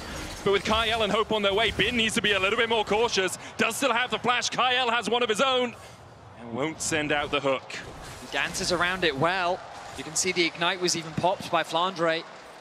And the swap even came through, so AL doing everything in their power to try and put Bin behind, put that pressure onto the Fiora, but now he can just TP to the bot lane. He can continue in his 1v1 matchup, as the response from BLG will be sending their bot lane to top as well. Yeah, notice that Flandre's not going to TP to match, so he's going to hold on to his teleport here, and there's the hook. Oh, that would have been a kill. He has no flash, and Tarzan was there, but just can't quite find it. I think he might even be losing a plate, though, down bot because he held onto the TP. So, yes, you have that teleport advantage, but now you have to get something on top side. Otherwise, you've just gifted Bin an even larger lead. It's about 300 gold ahead right now. You're right. It was the plate in bot lane. Gets the plate as well. Flandre on this Gwen, obviously very comfortable, but I'm not sure how often he's had to play the Fiora-Gwen matchup. Yeah, and I want to talk a little bit about Shanks and his journey, because I do think it has been truly incredible to see what he has been able to do. As Shanks in trouble. Knight has the stun proc. Knight, oh, so close with the auto. Shanks disintegrates the Knight. Burnt alive in his armor. And it's just like he said, to succeed, you have to first fail. He gets killed by the gank. He gets the solo bolo as Knight goes too far. Look at this timeline, though. The struggles that he had from a 0-16 roster, a 4-12 roster, all the way here to getting a solo kill on match point against Knight to push yourself to top 3 at MSI. It is hard to believe that someone would still have faith that they could make that journey when they were in the depths of those challenges. It's just such a contrast where Knight came in and very early on in his career he was finding success, as opposed to Shanks, who has had to work so hard for so long to reach this pinnacle. It is incredibly meaningful to get the better of Knight as well, just like he did in the finals, and getting that solo kill just closes that goal gap between the two mid laners in the matchup as well. Knight will now take over to level 6. AL hovering around the top side. Look at Shanks, he's here. The hook only hits a minion. Shanks has roamed from the base there towards that top lane, had the Tibbers. Yeah, it kind of felt like Kyle waited too long to actually go for the play there. You know, Shanks made the roam. He's going to be losing CS mid lane, and I think, again, they're going to be dropping a plate very likely because Knight had quite a bit of alone time in the mid lane there, so we'll see if one did actually fall. But Knight up a good 300 gold off of that failed roam there from Shanks, where, yeah, I just think Kyle waited way too long to actually look for that play. Shanks definitely playing towards getting his spells out a little bit quicker with the Ionian Boots of Lucidity start here on the Annie, roaming around the map trying to find those ganks. Look at the lead that Bin has built for himself. The pings were even coming down from BLG. They expected Tarzan to have stolen away the Krugs, given the investment that was spent on the top side. And he's still not afraid. He doesn't slow down with his aggression. He realizes even in the 2v1 with the damage that he's been able to do to Flandre, that he would be able to outplay in that situation. And so BLG, slowly but surely, even after the small blunder in mid lane, they've built themselves a 700 gold lead. Yeah, BLG will be really happy with how this game's going, especially with Bin getting some free time. Similarly to game 1, he's got this early lead. Question is how effective he can be with it, because in game 1, obviously, AL did a really good job of making sure that Jax could never find flanks, could never find good team fights. Also shutting down on that Nico helped them out to great effect. Shanks here might be the target for BLG as Beishwan is waiting just around the corner. Kyle here to cover his mid. Beishwan going in, has the Impale. There's Tibbers down. Kyle will eat the suppression and might eat the Impale too, but Knight is not targeting him at all. Stunned up by Shanks. Kyle with a great bouncer play there for Shanks. Yeah, really well done by both Kyle and Shanks. Kyle eats the CC, and notice that Shanks is not just hitting Beishwan, he's immediately targeting the Akali so that Knight cannot follow up. Or if he does, he might have been able to kill Kyle, but he absolutely would have died for it. So really well played there by the mid support duo from AL. I'm honestly surprised. Like, I was expecting Knight to just fully ult and commit to that play. Flandre, now the target of a dive. No Impale for Beishwan, but no flash for Flandre. Does have the Ignite, will dash across with skip and slash. Needle works on, will take him down, but the bailout will bring him back. Meanwhile, on the bot side, we see a great dive onto Bin. AL answer back with a kill of their own, and On didn't come back to life. Yeah, well played there by Flandre, able to delay enough so that he's able to get that bailout to actually expire before he did go down. Really nicely done. But you have to look and see, Bin almost has his teleport back, so this TP that Flandre held onto, that he gave up a plate and a wave for, he hasn't gotten really much of anything for until now he's just going to TP back out towards top. I do hope we'll get an opportunity to see the dive that happened in bot lane. Oh, 1 HP. Calculated, not even close. Not even close. Tarzan walks away with a stolen red buff as Beishwan secures the grubs on the top side of the map. But AL being proactive on the map, it really did feel like, based on how the laning phase was going, that things were just, oh, hang on a minute, Bin. Bin jumping in onto Flandre here, puts down the grand challenge, and Beishwan's there to answer it. Flandre, no flash, no hope of surviving. Bin finds his vital and takes his kill. So we're reaching a critical point in the matchup, and Bin, I think the value that Beishwan provided there was bringing Flandre back away from the tower, giving Bin a little bit more time to secure that kill, but this is only going to get harder for Flandre. As you can see in the 1v1, this Fiora is really starting to become a problem. Yeah, it absolutely is, and it's a little bit reminiscent to game number 1, where again, Bin got alone time down on the bot lane off of this earlier swap. This time it was matched, but not by the teleport. That give Bin a bit of an advantage, but he is potentially caught out.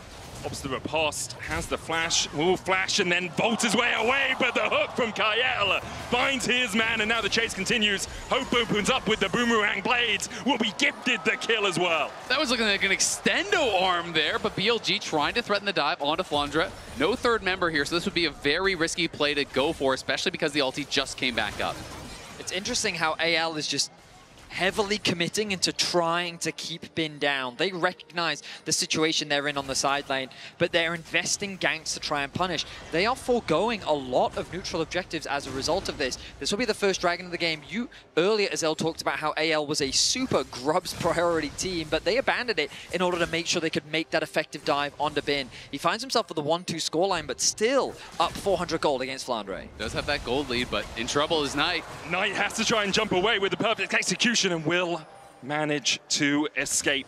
Has that R2 now, but No real way to use it. Dashes back to the safety of his tower. Base one on an Elk here to try and protect. Ishtar's impact coming out. Good ultimate from Kyle to stop the channel, but the Impale cannot be stopped. Kyle pulled back and taken out by Elk. Dying so that his mid laner could live. As you highlighted, Medic, a really good use of the ultimate from the Blitzcrank to interrupt the charge from Base One. But then when the ulti came through from Elk, there was nothing that Shanks could do to help his support. He appreciates his sacrifice as BLG get themselves another pick. You've got to give credit to Base One. He has been very active so far this game, involved in everything that has been going their way. The level 3 kill that they're able to get in mid lane, the attack up towards the top side, helping Bin get a kill. Again here in the mid lane, multiple times putting on that pressure. I feel like he is playing a great game, even though everyone, rightfully so, would be favoring Tarzan very heavily in this jungle matchup.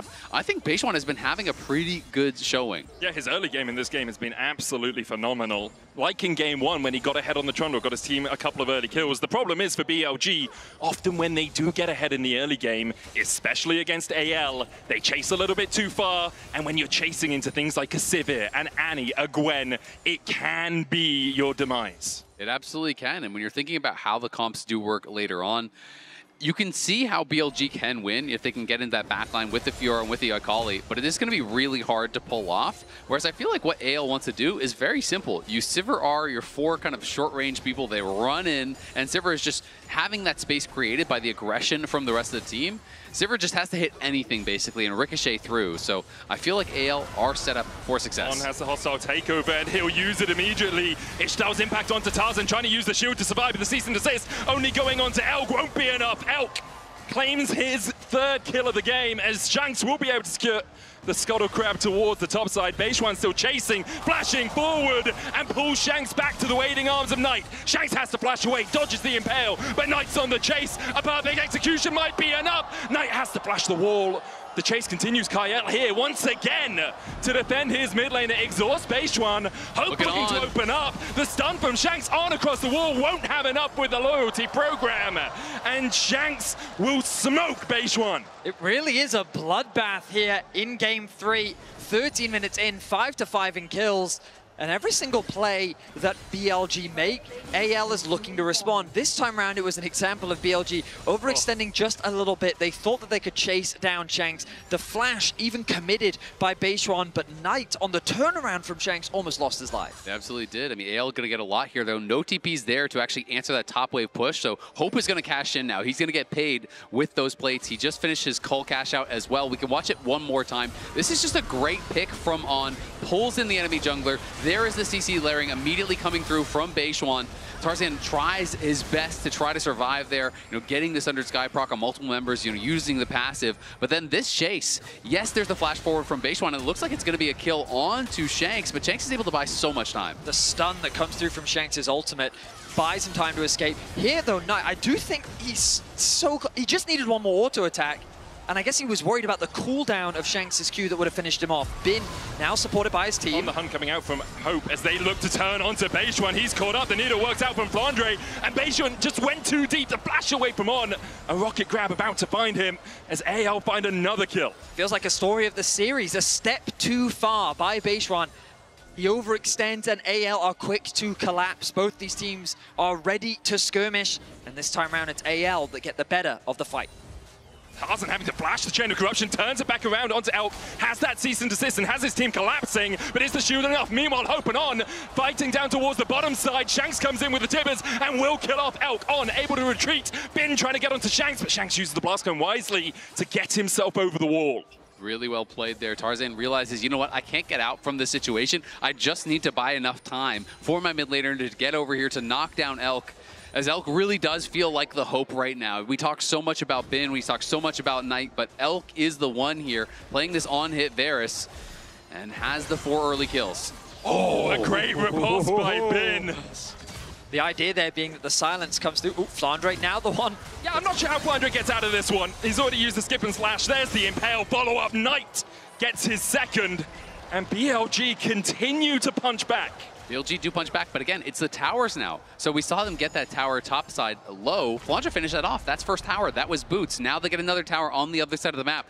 AL are constantly pushing. So even though BLG are finding picks, are finding fights, it's always at the cost of something else. And it feels like BLG should be the ones ahead in gold, but it's AL with the over 1K gold lead here.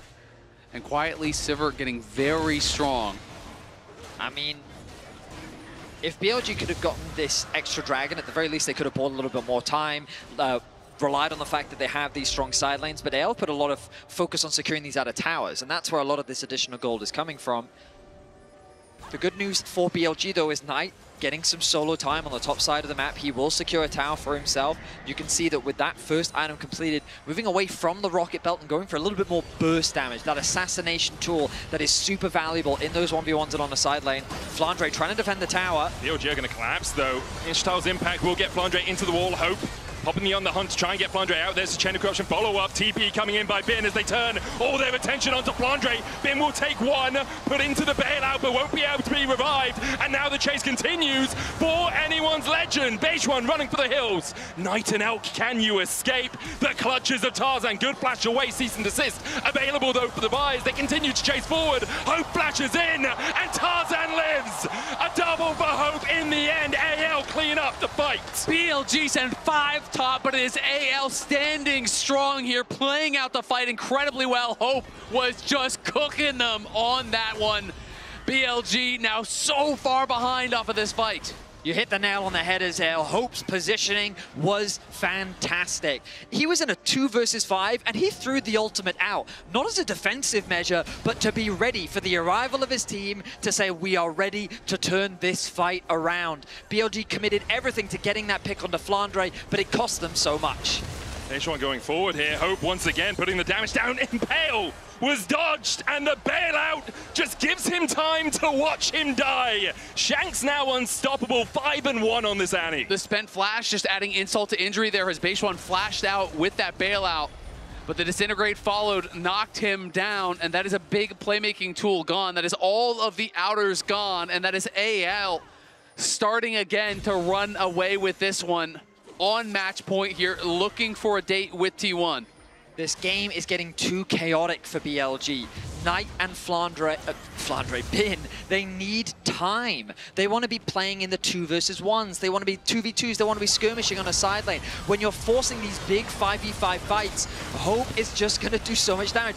Look at the ricochet. It's just bouncing through all the members of BLG. Then the rest of AL arrive, and while Bin does get the initial kill, it's immediately traded back. Shanks joins the fray. Tarzan setting up for the collapse. They forego chasing down Beige1, knowing they can't run him down. And you can see that Tarzan a little hesitant to ulti here, but he knows that the rest of his team is following up, so he's prepared to sacrifice his life, ready for the turnaround pick, but he doesn't even fall. I mean, just so much patience there from Tarzan. In multiple fights, we've seen him hold on to this ult. He's not just sending it immediately. He goes in with the Q, forces the flash, backs off to keep them interested. Then once his team is going to be close enough to actually follow up, he goes back in with the ult, knowing, yeah, I might die here, but we are going to win the fight. And look at the damage dealt. 2 champions in the last team fight. Nearly 5K from that Sivert. A pick for Hope that rings back to his first ever title on JDG. It was the Sivert and the Zeri that carried them to that victory. Now on anyone's legend, it is the Sivert that might carry them to a date with T1 tomorrow. Still, of course, the LCK to work through here. It's a grudge match for the LPL, have been on the losing side of that too many times in the last few years. And their hopes seem to rest now on anyone's legend. I will say that if AL do make it through this series, they will be a new challenger to the many LPL teams that have faced T1 throughout the years. And based on how they're playing, they are making a statement in this series, affirming to the world that if they end this in a 3-0 fashion, they are by far and away the strongest LPL team at this tournament.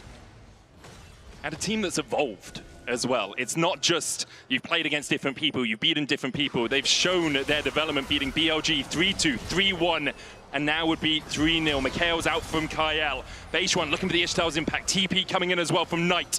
A short burst of movement for him there as he joins up with the fight. Bin is here in the mid lane. Flandre is not. He's pushing out through bot. And you can feel the desperation sinking in a little bit when you're spending flash ult to hopefully get a pick on a Blitzcrank. and he just has the perfect McHales. There's a hook onto On. Hope opens up and will take down On. Tarzan jumping forward as well. Ishar's impact will lock him against the wall, the Impale as well. And Tarzan will fall. Flandre coming in, and there's no one protecting the back line. Knight has to dash away, but Shanks now dominating. Elk snipped away by Flandre. Bin trying to do anything he can to survive. He's forced back to his tier 2. It all starts with a single hook. Kyle finding that pick onto On. The rest of BLG quickly tried to turn that into a winning fight, but it ends in disaster. The good news for BLG is that they take out Tarzan, they take out the jungler from AL, but already back out onto the map. The double TPs come mid. Bin will be able to walk away from this one, even with the Molten Shield. I'm not sure Shanks can chase. Kyle going for the overdrive. That extra movement speed will expire. There's the riposte. And yes, he will. Did have to use an ability to get out, but Bin still survives. The Dragon is up, as is the Otacon. AL in such a prime position to close out this game. You can see BLG pings onto the Otacon there, but there's so many wards in their jungle that AL is going to know what's going on. Even if you go up through here, you're going to be spotted by all the wards on that side of the map. And now you can see the counter pings coming in from AL, noting that BLG is not looking for that Dragon. They are going to try to go for a risky play. And if they commit to an Otacon and AL catch them on it, it is going to be problems. Love the positioning here from On, waiting to see if someone oversteps. TP behind, there's the handshake. Beishuan looking for the chase here onto Kyle. Good static field will stop the channel. Knight trying to get in from the side. Tarzan shadowing Bin, marking him, making sure he can't get in. The chain of corruption, and Bin is deleted. On next up here for anyone's legend. They'll find 2. It's a bloodbath so far. BLG are cooked as AL clean them up. The flash forward from Shanks will find the stun, and the Knight must bow to Shanks. Elk chased away. Nothing he can do. Shattered and bruised. BLG can only watch as AL clean it up. It is a clean 5-0 ace in favor of AL. BLG desperate to try and find any pick. They set up for a collapse onto Kyle, but it ends in disaster. Yeah, and Hope had base. That's why he was late to the fight, but he shows up with the third item, the Infinity Edge completed, and you knew as soon as he arrived, it was curtains for BLG. They try to find a pick. They are punished so heavily here. AL fully commit to the chase, knowing that this is their fight. No way that BLG can fight back. Elk tries his best, and they have got to know it. They are so close now to sealing the deal here. 6,000 gold ahead. The Otacon secured as well. 700 extra gold out of that. Kyle stealing the Raptors. This guy has been an absolute menace here for anyone's legend. And for BLG, you're wondering, is there a way back in? Yes, perhaps if we can kill off Hope, but then you've got to deal with Shanks, you've got to deal with Flandre, who's on 2 items on this Gwen as well. It just becomes a mountainous, a monstrous task now for BLG. Tarzan looking at a faded rematch against T1. The opportunity to get his revenge as AL take their second Dragon of the game. The Baron spawning in 45 seconds. An 8-1-6 Shanks scoreline.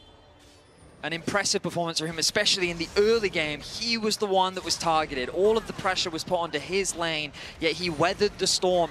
And on a champion that back in 2023 was synonymous with Knight, the Annie that he was consistently bringing out at MSI. Shanks getting the better of his lane opponent and working with Hope to dominate here in Game 3. Shanks has been stellar, but Hope as well, as you're mentioning, a 13-1-3 on the Lucian. He is now 7-0-10 on the Sivert. Feels like he has barely stepped a foot wrong, as this duo have been absolutely incredible. Damage percentage, just incredible. The ult goes in. Look for the cease and desist, and immediately they jump onto Beishuan. No real escape for him. Meanwhile, Hope has been caught by On. Knight gets him! A grand in the pocket of Knight. He's found his payday, but can BLG find the fight? Tarzan gets one in response, but Knight answers with another. Shanks is down as Bin will snip him. Flandre trying to fight the 2v1, but Elk still stands! Somehow, from somewhere, BLG find the fight! BLG are not down and out just yet. An impressive team fight comes through. They close the gold gap just like that, and they're setting their sights on the Baron. They can do it. They can absolutely do it. It's an on-hit Varus here. Knight just needs to tank it up, and they will eventually be able to knock this down. No one's going to be respawning in time, and Hope this time does get caught on the way out. Actually, can they? This is getting a bit risky. Knight jumping back in. Doesn't have the Riftmaker for any of that extra healing. Elk can now tank it, and they should be able to get it with those blighted quiver stacks. Knight almost dies. Elk secures it for BLG. Will be on everyone but Bin. AL now have to regroup. The gold basically even. Yeah, the gold from 6K in their favor to just gone. That is multiple massive shutdowns going their way. And it is off of an AL look here. They're the ones moving in, but watch Knight. It's all about his positioning here as they catch him on and Knight get in onto Hope. No one is there to help him. They were all looking for Beishuan. Great, you killed off Beishuan, but you lost your Sivir. Elk is untouched. There's no pressure put on the Varus, and that means it is the miracle fight for BLG, buying them a shot in this series, buying them a shot in this game. And Knight has got to feel good about that one. We talked about it coming out of the draft. If you're BLG, who do you look to? You look to Knight and you look to Bin, and this is why so often they put their team on their backs in these vital moments. It is not done yet, though. The gold's still slightly in anyone's Legend favor. They still have 2 Dragons and an Artican to only 1 Drake for BLG. I mean, Hope is naturally very afraid of the kill potential that Knight will have on this Akali. But now the front line has to be really cautious of Elk. He is about to complete that Jack Show, and he has 3 items completed. This on-hit Varus will melt any target that tries to run him down. My eyes also drawn towards the top side. A 2,000 gold lead here for Bin. Yes, the KDA doesn't look great, but who cares? He has 3 completed items. He has the Baron on his team side, and he's level 16. Flandre really far behind. You know, he has been grouping a lot. He's down 60+ CS. He does not have the ability to really hold him in the side lane. And we have all seen these crazy Fiora games where sometimes you find a window to crack the base and you can look for these crazy plays where you're TPing in, trying to go for a base race. And these types of setups, even if you can't actually win in the 5v5. So we'll see if AL can kind of button it up here and just try to slow things down, get it back in their favor. This is the thing about BLG. The roster is full of talent, and that potential is always ready to shine through. Let's see if they can find another magical fight as they set up around the Dragon. Flandre doing what he can to catch waves, get some farm back. Ticking over to level to 15, he's going to go quickly back to base as the TP ready. And I think, honestly, if you're AL, there's no reason you have to fight for this. It would just be the second Dragon here for BLG. So you can just play through sides. You can just continue wave clearing here. And BLG realizing we can't just group 5. You're not going to be able to push through the Sivir. It's just not going to work. They were so insistent on trying to get down this tier 1 mid. Now they have sent Bin down towards the bot lane. They're looking for some resets. They're going to prepare for this Dragon and see if they can find an angle. But again, AL don't have to force it if they want to wait for additional items, if they want to wait for more things to come through. The Bloodthirster now, though, done for Hope means no poke is going to be an issue. We see the GA being built by Tarzan. The question is, are they going to wait for that, or are they going to kind of put their line in the sand and fight here? 4 items on Hope. If he's untouched in a fight, he will just shred through BLG. They've started up the Drake, looking for their second of the game, and anyone's Legend are not answering the call. Instead, they'll clear out their own jungle. They'll make sure they have the mid lane prio. Baron has fallen off. AL actually having to back away from only on the advance here. Tarzan might look for the smite across the wall, but won't be able to get in range. Beishuan secures it. BLG take the gold lead for the first time this game, and quickly AL take it back. Wow. The game now has a very different tone attached to it. Earlier, it felt all but done. AL looking to cleanly close out the series in a 3-0 fashion, but a single fight, and now AL feel the stress, they feel the momentum shift as BLG regain their confidence. Items continue to be completed. They continue to get stronger. And there's the Jack Show now finished for Elk as well. So these fights are going to look very different from what we've been seeing so far in this game. And when you look at the top of your screen, 23 kills to 14, you feel like that it's a foregone conclusion. But the items at the bottom of your screen are the true story of what we can come to expect in the next fight. They absolutely are, but I mean, we already talked about the Bloodthirster. They also were waiting for the Death Cap, and that is ready. Ooh. The hook just narrowly misses. Shanks now level 16, Death Cap completed. They were waiting for the Death Cap. They were waiting for the BT. They were waiting for the GA. You have to think Tarzan is going to be pretty close to that as well, as AL may just be one good hook away from closing this series out. It's BLG that have got to stay focused here. It will be a long road for them if they are going to be able to come back. Come back in this game, come back in this series. It would be tricky, and we have seen them fall foul of over-aggression, of greed already in the LPL and here at MSI. AL grouping in a 1-4 split. It's Flandre matching Bin on that side lane. Bin with a 70 CS lead, 2.5K ahead. We talked about it a little bit already. Seekers coming out from Flandre now as well as he knows he needs just that little bit more protection. Next Drake, 3 minutes away, but the Baron is where my eyes turn. Only 30 seconds, no vision really up there for BLG right now. Expect to see Beishwan and On teaming up and walking through that blue side jungle to get a bit of vision for themselves. The Petals also making a difference this late in the game. About 1,300 gold in additional stats that AL do have, thanks to all of the pushing lanes that they have had, the additional flowers that they have been able to actually collect. And Bin is spotted here. Should just be able to walk away, was doing the Gromp.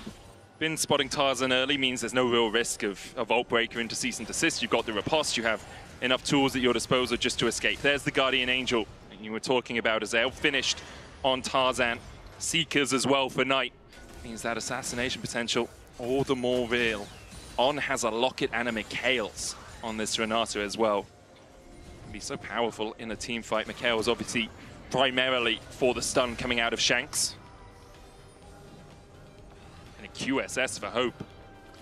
He knows if he's untouched, if he has a little bit of time in a fight, that Ricochet is just going to melt. And now, I mean, he has the Mikhails, he has that QSS. You can see that Kyle is sitting on cleanse right now, so even if he gets hit by the hostile takeover, he can actually cleanse and Mikhails, but Shanks could be in trouble. Shanks jumped on by Beishwan, puts the Tibbers down, gets the stun. Knight with the chase. Beishwan, the Impale going wide. Tarzan down to half HP, but the Storm Surge just assassinates the Annie. Shanks down now as AL have to defend us 4. It's an easy execution as BLG find the lone target in a side lane. The damage from Knight was lethal as the Baron is begun. I was looking for that hook. Gets it onto Beishwan. The static field down as well as Beishwan tries to heal up with that shield, but he just can't. Hope begins to open up. Hostile takeover coming out. Vault Breaker away by Tarzan. The needle work from Flandre just for the slow. But the perfect positioning by Kyle there. He hits the hook, he stops the Baron, and then instant Mikhails there on Flandre as he gets hit by the hostile takeover. Beishwan lost track of the fact that he could have got hit by that angle, and now Kyle's looking. Kyle flashes forward, doesn't land the hook. The tower falls as the bailout on Bin would bring him back if he did fall. Has that G8 on his shoulders. AL able to defend, no further push coming out for BLG. The Drake up in 50 seconds. That's just disastrous into the Baron.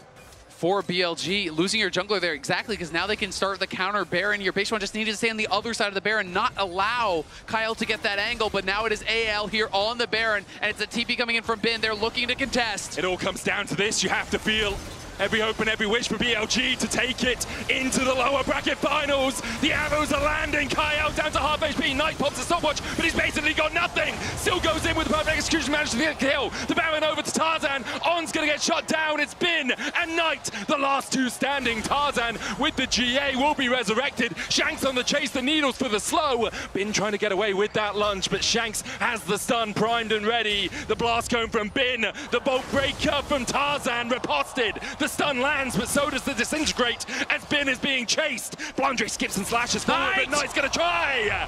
And Knight is snuffed out! It is a very close fight, but without the jungler, AL secure the Baron. The carries of BLG made it much closer than it should have been. Knight and Bin get into the Baron pit. A beautiful ulti comes through from Elk, but it's just not quite enough. AL were laser focused on the Baron, but watch Hope. Both the solo laners get on top of Hope, and that is why there is a chance here for BLG. They're able to get in with their dying breath there. Bin gets in on top, gives up the GA. Knight comes through and finishes him off, and that is why this gets so close. But we are back to live, and AL here looking for a dragon. Tarzan gets knocked over the wall. He should have the Vault Breaker up. that is a clincher if I've ever seen one. Brother Shanks, you okay? It's fine. Tarzan able to walk away. The Baron for anyone's legend. The Red Bull Baron power play currently sitting at 3K. We saw BLG get a Baron and delay the game. Only got about 2K out of it. AL will want a lot more. Flandre is answering the wave on the top side. Now has his Seeker's Arm Guard complete. 4 items as well on Shanks with the Morello Nomicon. Full build for Hope. Yeah, exactly. Full build for him. Flandre is going to be working towards his death cap as that next item. The gold lead has somewhat withered a bit there for Bin. The GAs are used by both sides as well.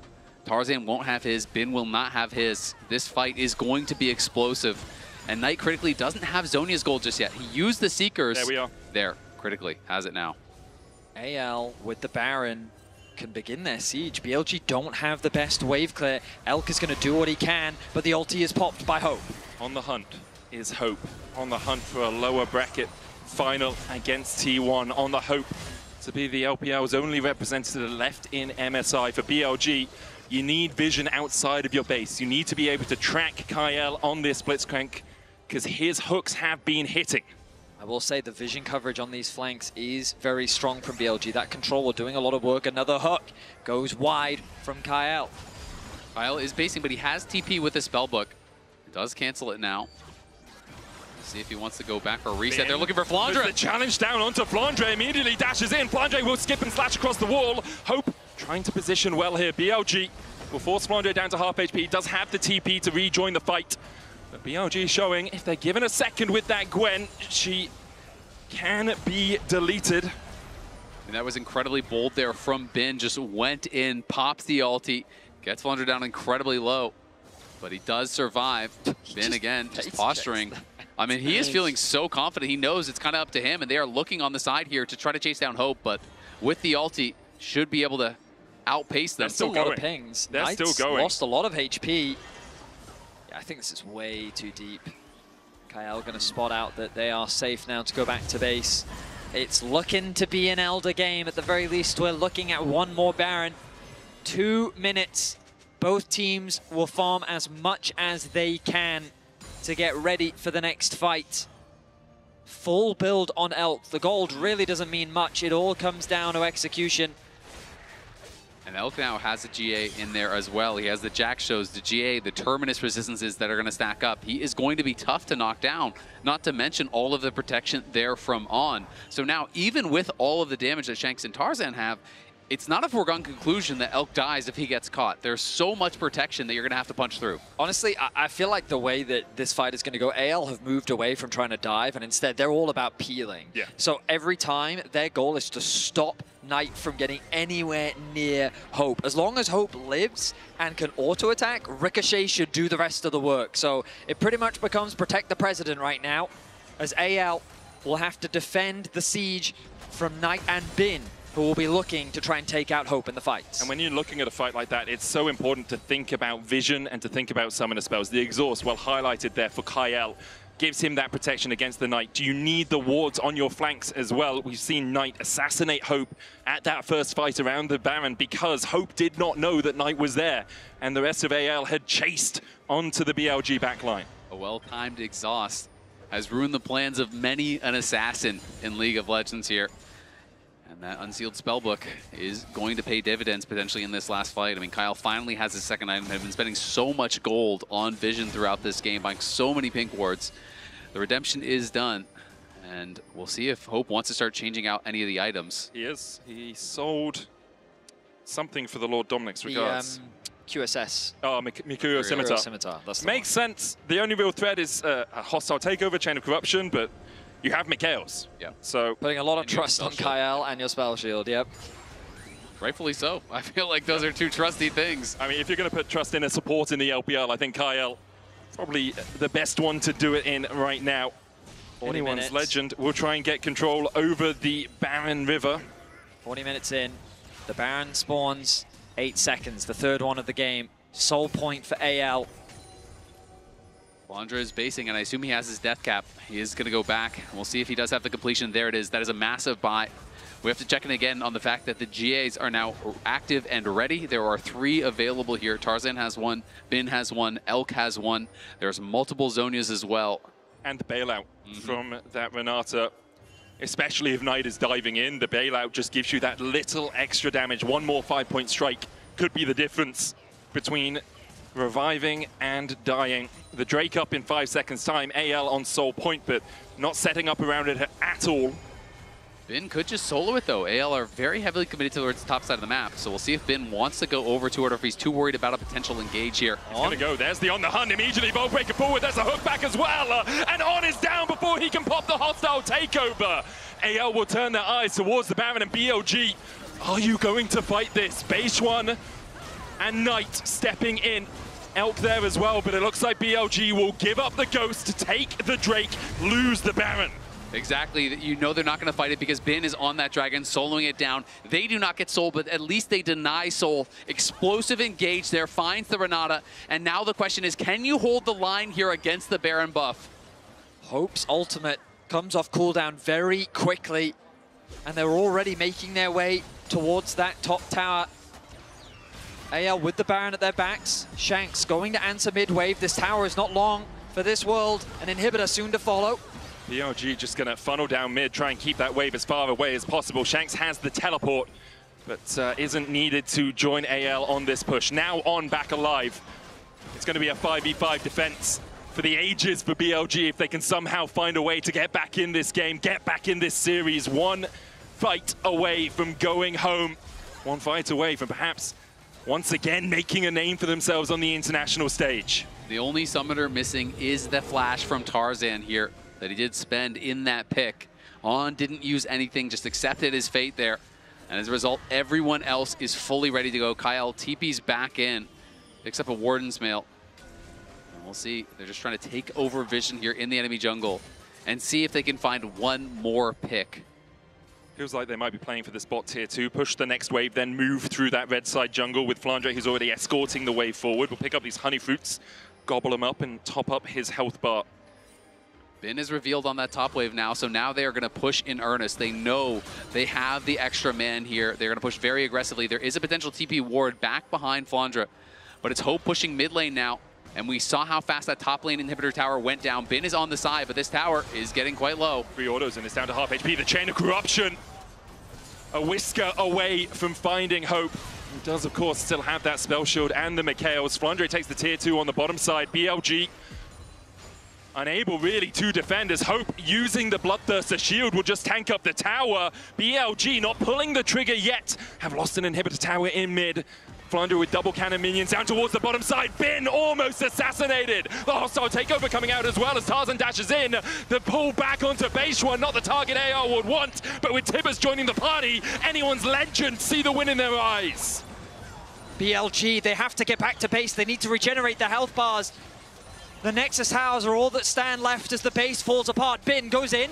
Looks for Tarzan, but Tarzan goes in with a cease and desist. There's still a Guardian Angel here for Bin, but the bailout will bring it back first. On ignited and will fall to Flandre. Knight pops the stopwatch, but might just go pop afterwards. Bin dashing up towards the top side. Knight able to escape for now, but Base One is sacrificing himself for his mid laner. Elk gonna go to the GA under the tower, and I don't think there's an Angel listening as Elk is mown down.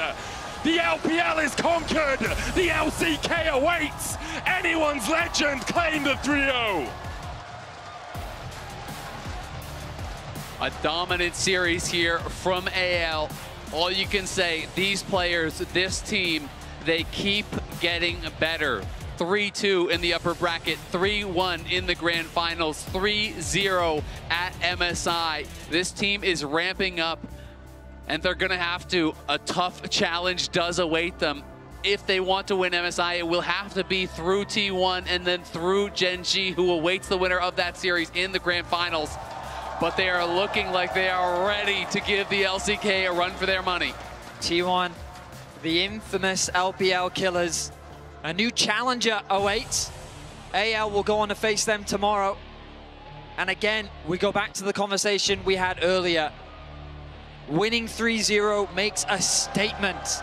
They are head and shoulders above that of BLG.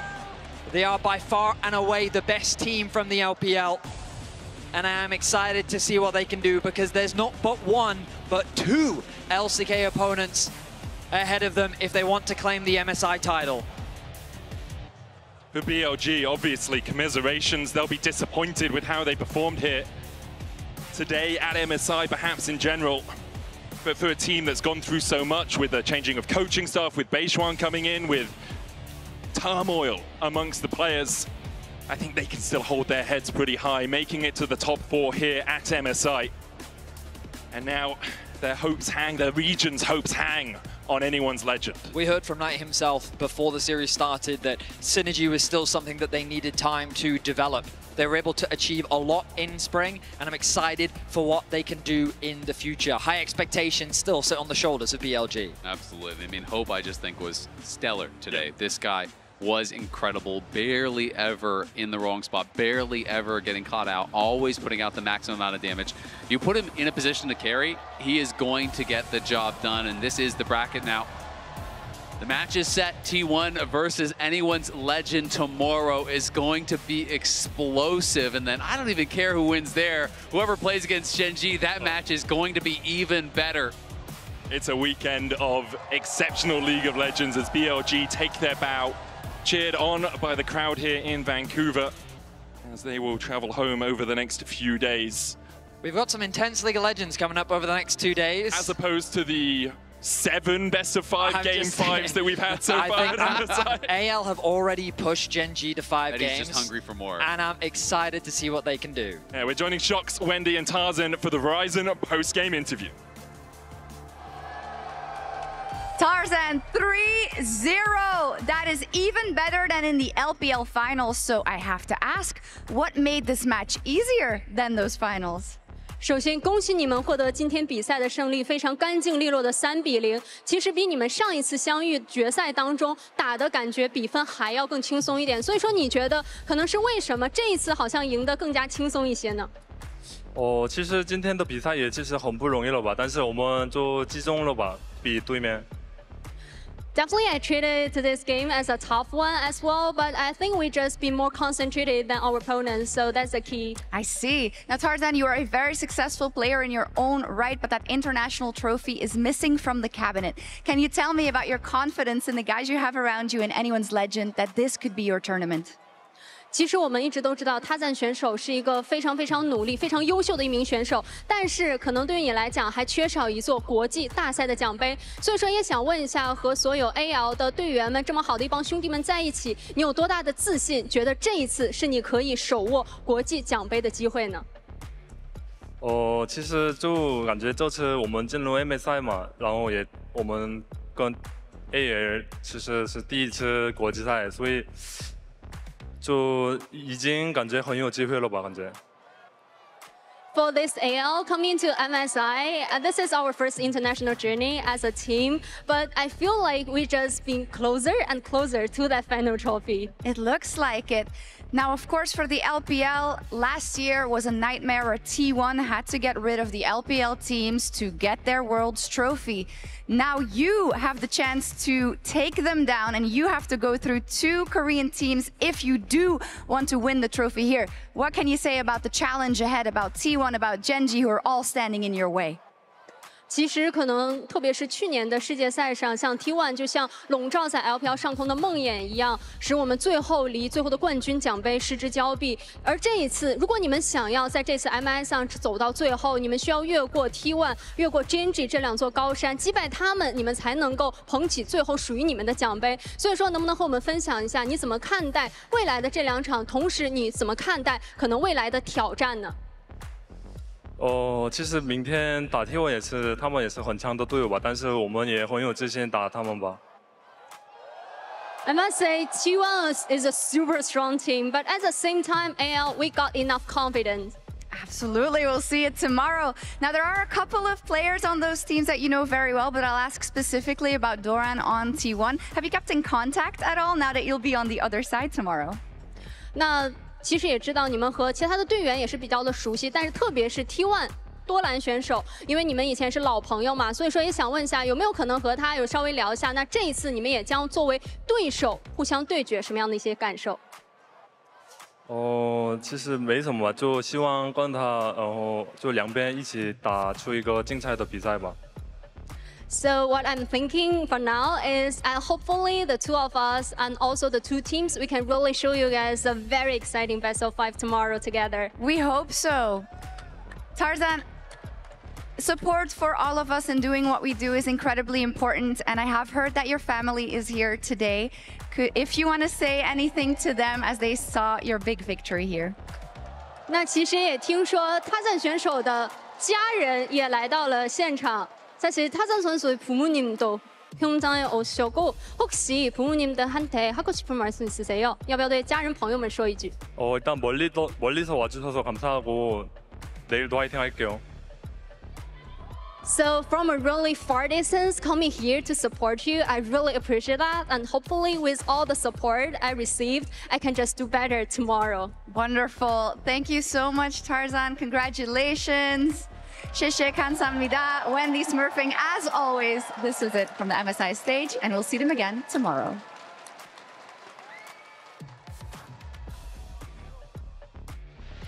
Thank you, Shox. Thank you, Wendy. We love supportive parents here in esports. And yeah, that was a crushing 3-0. I'm going to come to you, Chronicler, first. Why?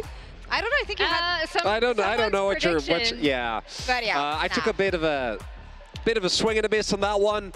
Can't be mad after seeing that level of gameplay. I think especially in that third game where we did see AL really get pushed, we also saw very clearly why the series wasn't close. When it comes to the consistency, this team just stands above. And BLG, frankly, wasn't even close. Yeah. I think I'm trying to get Tabe. Yeah, we have a special guest joining us. Tabe is going to be at the desk with us to wrap up the day. Thank you so much for joining us. I know. That was a 3-0. It's fine, put on the headset. We're gonna come to you in just a second. Any first comments on winning 3-0 today? I think both our players and the draft outplayed our enemy team. In this most recent draft, you picked Gwen really early. I know in previous matchups with BLG, Bin has had that kind of power counter pick. I'm thinking specifically of the Mbessa that you early picked, and he responded with Camille. How worried were you about this Fiora? Actually, during Game 3, the draft was like we are on roller coaster because because we knew that if we just ban in common sense way, they will get Ferris or Vi by 3 or Gwen. So we decided to challenge ourselves. We released 3 champions, like you see, Ferris, Vi, and Gwen. Yeah, we knew that if our opponent pick 1, we get 2. So maybe this is a challenge for us to tackle. But I know that Bin is superior player. He can play whatever against Gwen. But we knew that our whole team compo better, then we can win the game. I agree. We see a lot of reactions from you backstage, of course. Very hyped, very stressed sometimes. How often do you get stressed seeing your team play? To be honest, I will only be hyped and stressed when I think enemy team is good. All right. Yeah, because I think BLG today is very strong. We have prepared a lot about the in-game decision making and also the draft.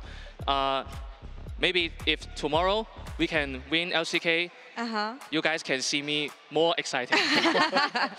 Tabe, I wanted to ask you as well, as we can see in many of these clips, even though BLG sometimes found moments when it comes to the lane, I think you guys team fighting today wasn't even close. How do you think that the team fighting have been going? I think even throughout this MSI, we've seen a big development in that. And how are you looking to take that into tomorrow's match as well? In this particular game against BLG, all of us knew that they have superior lanes. Their lanes always performed really well. So we tried to swap lanes and we tried to get more neutral resources like the Drake and the Crux. But maybe we have to change tactics against LCK tomorrow, but I cannot say here. Of course.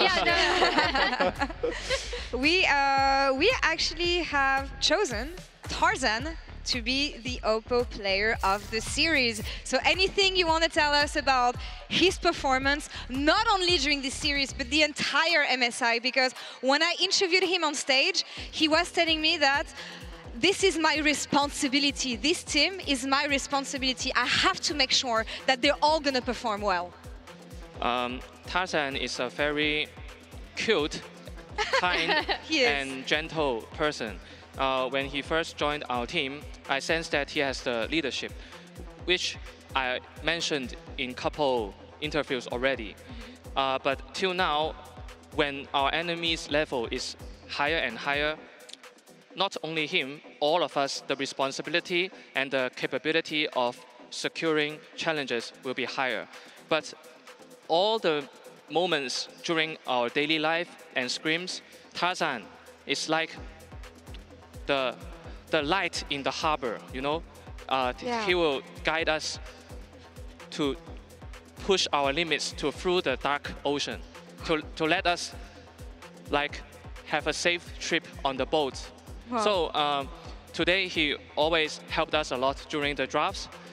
In-game communication, he will always encourage all the players, calm down, we can still win, we exchange, and never give up, and always seeking the right place to fight, to let us to turn back.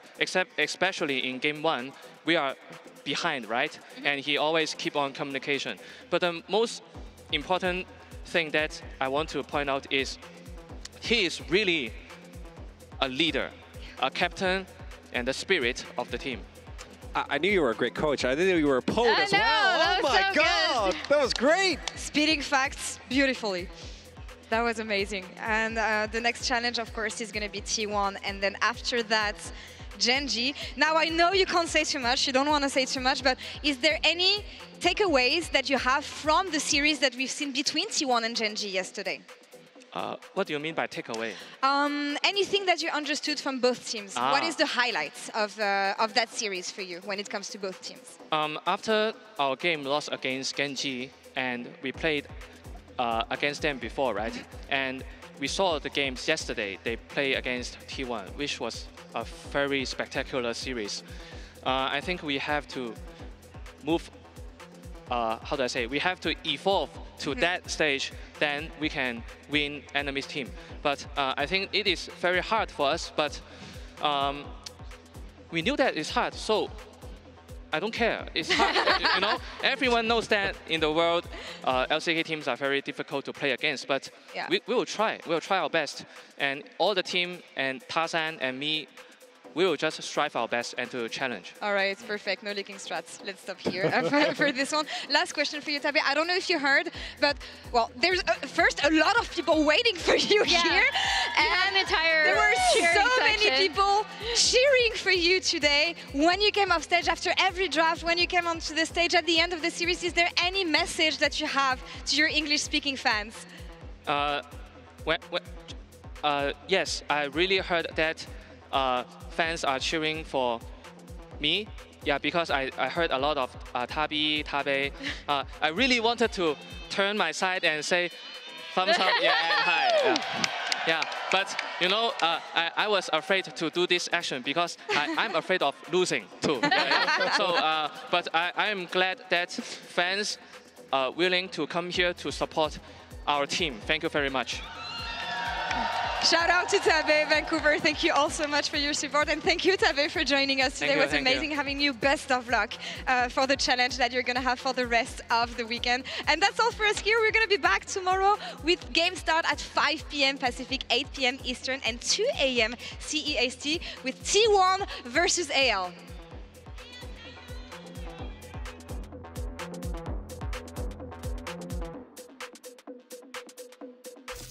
Bin trying to get on the back line as well with the counter strike, but Bin is gone. Blandre sends into the Shadow Isles. Knight jumps onto the back line. Shank's still surviving alongside Hope, and Knight is down.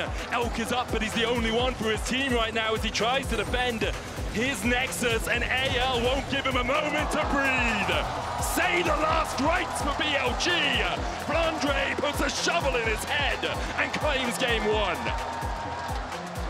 BLG will try and defend. Knight forced away Kai out there with the Unbreakable and still hitting onto Knight with the Winter's Bite. Decimating smash under the tower. BLG, try as they might, they just can't withstand the storm that's anyone's legend. Now sitting on match points.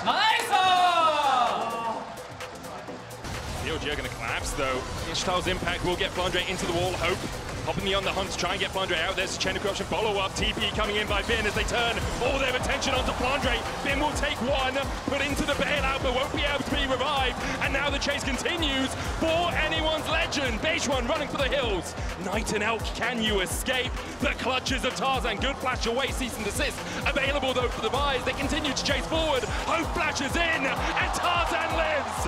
A double for Hope in the end. AL clean up the fight.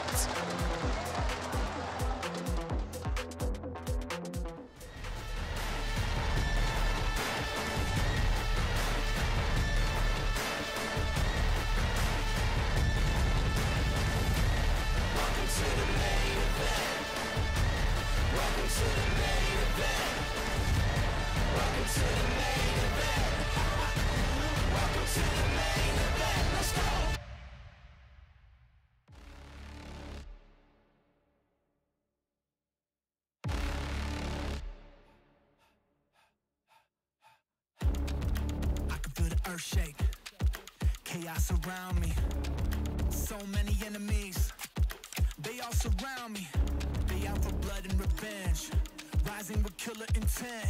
The fury ahead is immense, but I will not bend. Look in my eyes, no you won't see fear. Nothing but fire and it's not even fair. They all against me, but I'm still here. So go ahead and let them know I'm more than prepared. An army's not enough to silence me. Go ahead and bring the galaxy. Nothing you do can rattle me. Go ahead, battle me. Get out my way. Get out my way. Move. Get out my way. Out my way. Get out my way. Move. I gotta do what I gotta do. No one or nothing can stop me. And if you don't think that I can, just watch me. Move. Get out my way. Out my way. Get out my way. Move. Yeah, vengeance in the trenches with my mindset on a mission. Ain't ready for what I'ma hit with. I'ma go get it, I'ma get this. And I told them I'ma end this, get a witness. You want the fire and I got that. Ain't nobody here gonna stop that. Got more than a 12-gauge kickback. I'm about to get that, no one gonna top that. I've been putting that work in. If you want the crown, you gotta earn it. Don't assume that silence means weakness. There's a monster that's lurking under the surface. They about to know. To doubt me, that's a tragedy. You end up just counting the casualties. Victory is my anatomy. Go ahead, battle me. Get out my way. Out my way. Get out my way. Move. Get out my way. Out my way. Get out my way. Move. I gotta do what I gotta do. No one or nothing can stop me. And if you don't think that I can, just watch me. Move. Get out my way. Out my way. Get out my way. Move. All of that talking stops now. There's no need for discussion. Once you see what I'm about, all of that talking stops now. Let's do this for real. Let's go. Right now. Battle me.